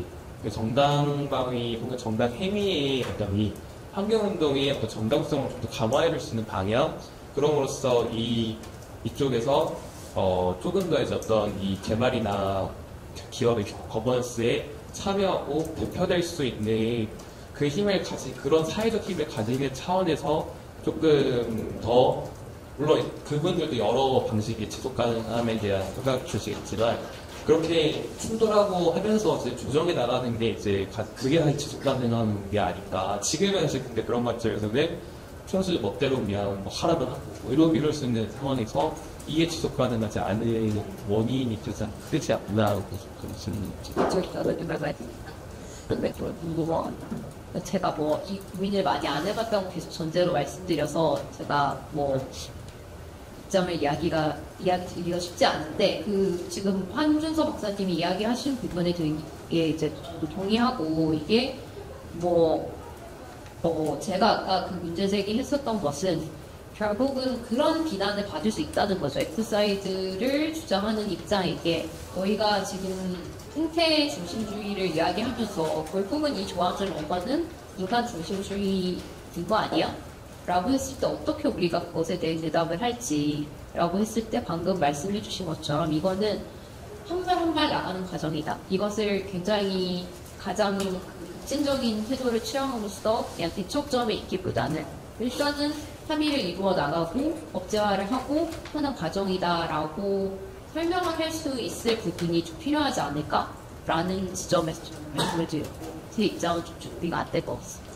그래서 머무르지 말고 계속 좀 나아가는 그런 개념에 대한 고민을 하면서 이제 우리가 표방해야 되고 고민해야 되는 존재들이 좀 더 앞으로 나아가면 좋겠습니다. 네.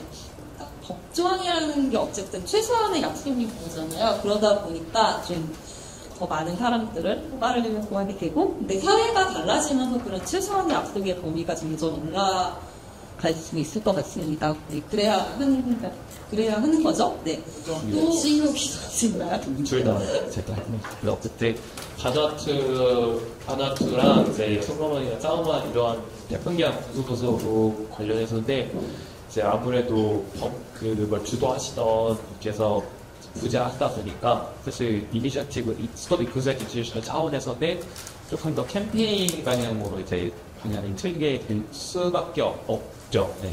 그래서 그렇기 때문에 그 부재하시기 때문에 김민태너에서 제시했던 에코스페드 정의도 사실 예상하고 그 구성으로 봤을 때 예상할 만했지만 어쨌든 좀 네, 그 이전과는 좀 차원이 달라지게 있고 다만 이제 최근에 이제 ICC 말고 ICJ라고 해서 국제 사법재판소에다가 이제 방화수와 특별경 국소구조를 위해서 특정한 기업을 이렇게 딱 찍지는 못하고 다만 이제 이 기후 변화, 기후 위기에 있어서 어떤 이 국가들에 대한 피해를 많이 입은 국가들에 대한 배상을 해야 된다라는 결의안을 ICJ 차원에서 통과를 시키는데 이게 작년이었나 뭐 그때 작년이 모르는지 알겠어요. 헷갈리는데 그런 의의는 좀 찾을 그런 성과는 찾을 수도 있었습니다. 말씀해주신 대로 큰 기업이 다른 나라에서 그 나라의 환경을 파괴하는 사업을 할 때 한국에서 소송을 하는 것은 정말 쉽지가 않습니다. 그래서 저희 기업과 인권, 기업 인권 실사하는 기업에서 보통 할 수 있는 방법이 정말 적은데요. 이 이번에는 진정을 넣는 방식 말고는 거의 사법적으로 한국에서 제소를 하는 게 굉장히 있어요.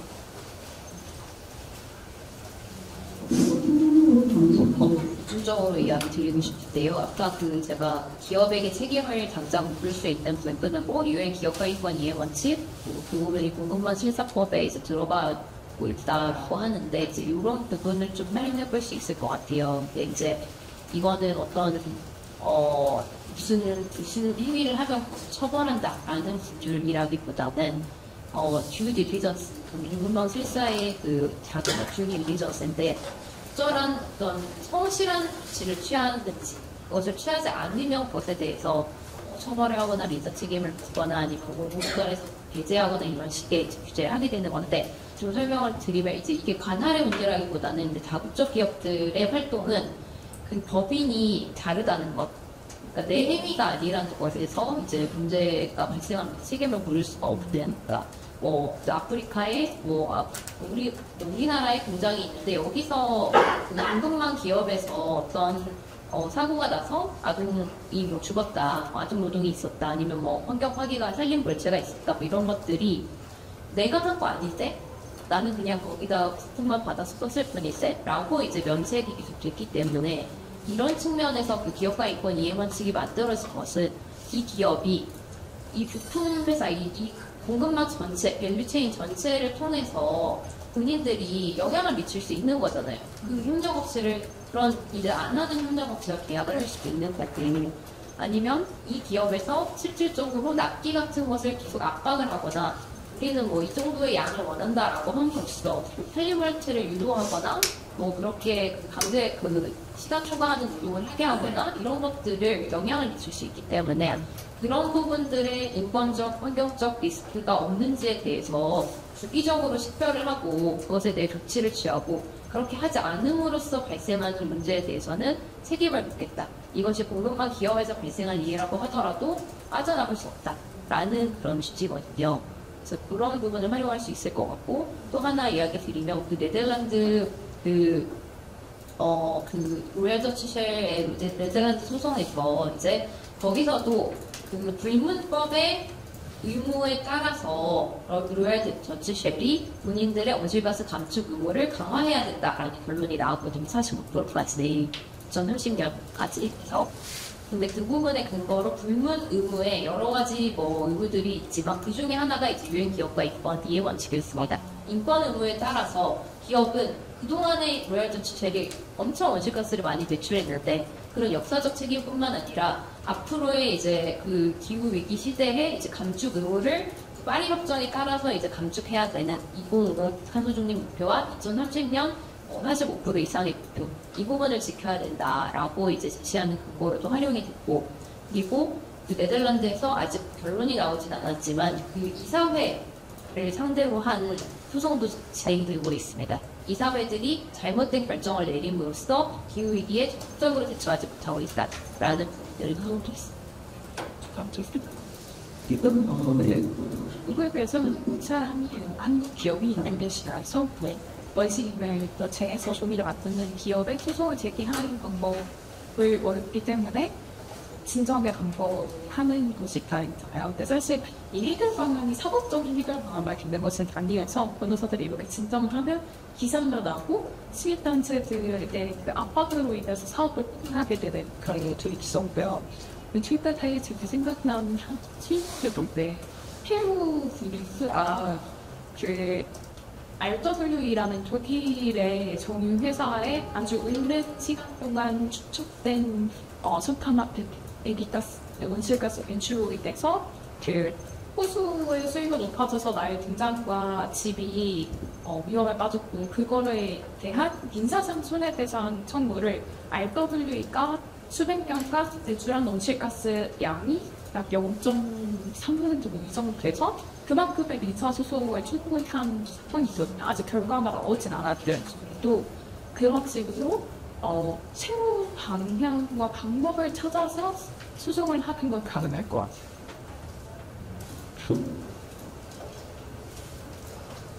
같아요. 어쨌든 좀 다양한 방법으로 다국적 기업을 압박하고 또 말씀하신 것 중에 좀 인상적인 얘기가 오늘 얘기 자체가 앞에서 사회적 언어로 얘기하고 진짜 사법적인 언어로 얘기를 하지만 결국에는 좀 같이 갈 수밖에 없는 것 같고 그 환경운동연합에서 2020년에 했나 21년에 했나요? 그 인도네시아 열대우리 파괴한 그 포스코 기업에 대해서 진정을 넣었고 근데 정말 그게 얘기하셨던 전형적인 사례인 것 같아요. 진정을 넣었지만 그걸 해결된 게 아니고 기업이 되게 이미지를 생각을 하다 보니 시민사회에서 굉장히 세상에 이런 일이 하면 되게 압박을 했고 시민들이 합세를 했고 그런 결국에는 투자자들이 좀 처리를 하고 이제 이런 일련의 과정들을 통해서 기업이 한 발 물러서게 되는 이제 그런 일이 좀 기억이 나는데요. 네. 동료 말씀해주신 이제 NCP 진정 관련해서 더 요즘에는 압박 수단이 되는 것 같긴 해요. NCP 지정이 잘 이렇게 알려지지도 그럴 때는 좀 그냥 명피로 이렇게 끝나고 하는 경우도 많았는데 제가 이제 지금 책전환연구소에서 일하기 전에는 잠깐 이제 독감에서 기업 대리를 한 적이 있는데 그런 부분들을 갖고 오더라고요. 기업들이 NCP 제소가 됐는데 그 제소된 것에 이제 더해서 그 산림 관련된 인증을 받은 기업이었는데 그 인증을 취소를 당하게 될 것 같다. 그러니까 그 인증해주는 기관에 그 시민단체들이 이제 이걸 주지 마라. 이 기업은 산림 벌채하는 동안에 산림 파괴를 했는데 잘못된 인증이 나갔다. 이제 이런 부분들이 같이 들어오면서 이 기업은 NCP 진정이지만 그 인증이 취소되는 것에 대한 엄청 압박을 느끼더라고요. 이런 부분들이 굉장히 다양하게 우리가 활용할 수도 있지만 또 어쨌든 규범이 있다라는 것은 그만큼의 이제 힘을 갖는 거기 때문에 이게 다 같이 가야 되는 것 같아요. 어떤 공간 실사에 대한 법률도 만들어지고 그린워싱을 강하게 처벌하는 법률도 만들어지고 에코사이드에 대한 논의도 한편으로 진행이 되면서 이런 부분들이 국제 형사재판소에서 다뤄질 수 있는 부분들을 고민을 하고 이렇게 여러 의미들이 이제 필요한 것 같습니다. 그래서 어쨌든 지금 우리가 살아가는 사회에서 법률이 갖는 힘을 잘 활용하는 것은 너무나 중요하다. 이제 제가 외국의 어떤 변호사님이 광주 비엔날레에서 올해 이제 5월에 세대 간 기후 걱정이라는 말을 불러준 교사님 예술과에서 주목된 그런 행사를 한 것에 이제 의법정에 참여를 해본 경험이 그때 이제 받았던 어떤 충격은 결국은 이제 이 변호사님은 법을 새로 썼습니다. 지금 이 현대법이라는 것이 얼마나 모순적인가. 그러니까 우리가 사람도 권리가 있고 법인도 권리가 있다라고 하는데 법인은 그 권리를 너무나 크게 누림에 비해서 예를 들어 법인의 재산권 근거로 화석발전소 뭐 이렇게 하는 거잖아요. 이렇게 하는데 그것에 대한 그 어떤 피해를 일으키는 것에 대한 책임은 굉장히 약하게 지게 된다라는 것이죠. 그리고 자연인 같은 경우에는 권리가 있다. 우리가 주거권이 있다. 우리에게 생생활의 권리가 있다. 이렇지만 너무나 쉽게 어떤 우리가 약자일 때 것에 침해를 이게 말뿐인 권리를 갖고 있는 것들도 마찬가지예요. 노동권이라고 하면서 그런 부분에 이제 법을 새로 써서 그래서 이렇게 그 법인이 프락티악스에 준하는 그런 행위를 했을 때 결국은 그 법인은 우리 이 공통 사회에서 그냥 아예 그냥 없앤다. 그냥 이제 법인 운영 못해.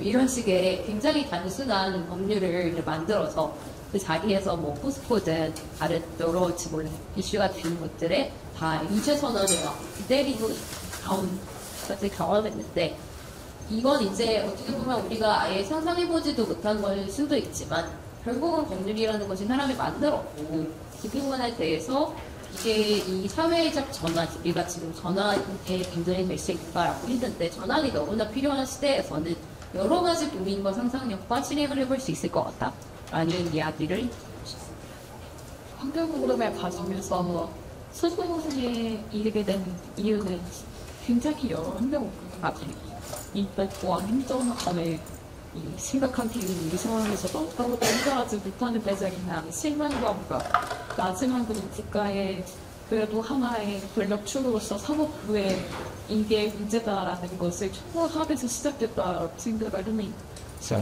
사실 이 환경오염의 과정에서 사법부의 역할만 이제 별로 다이어가다고 생각했을 때 다양한 운동의 방법 중에 하나의 수단이고 절대 기소소송의 결과는 환경운동의 결과가 아니다. 소송에서 필승하더라도 절대 환경운동이 있는 질과 아니고 그 이후에 나아갈 또 다른 운동이 있고 운동이 끝날 때에 가더라. 저는 사법부의 역할이라는 환경운동의 과정에서 우리는 운동의 추방으로 이걸 이용하고 있을 뿐입니다. 생각합니다. 이미 되는 사고라고.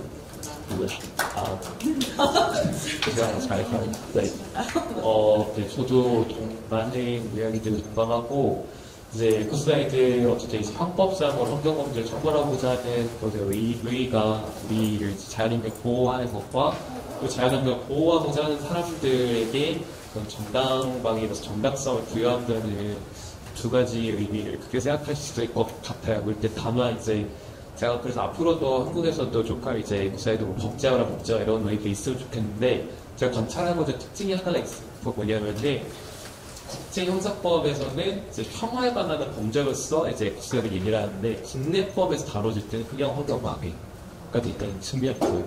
저는 프랑스에서도 기후 탈진도 그렇고 뭐 이거 사실 특별한 조업도 그렇고 대부분 지금 이제 그 법안이 드래프트 하는 곳에서는 평화나 레퍼런스가 따라 있더라고요. 그래서 여기서 어떤 그 공백이 보이는 것 같아요. 유럽연합에서도 최근에 지침서 개정할 때 그 환경 파괴다.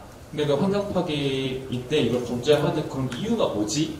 그게 이제 또한 그 어떤 우리가 채워나가야 되는 과제인 것. 그래서 환경운동에서도 얘기를 하는 이유는 환경운동에서도 환경 파괴의 문제라고 얘기를 하지만 왜 어떤 이유로 문제인가 혹시 저한테는 이제 또 제가 환경운동 분야에서 특히 별 인기 없는 군사기지 환경오염 문제를 다뤄보다 보니까 환경운동에서도 소수고 평화운동에서 그 차라리 평화운동에서 관심을 좀 가져주시더라고요. 감사하게 또 증명 문제라서.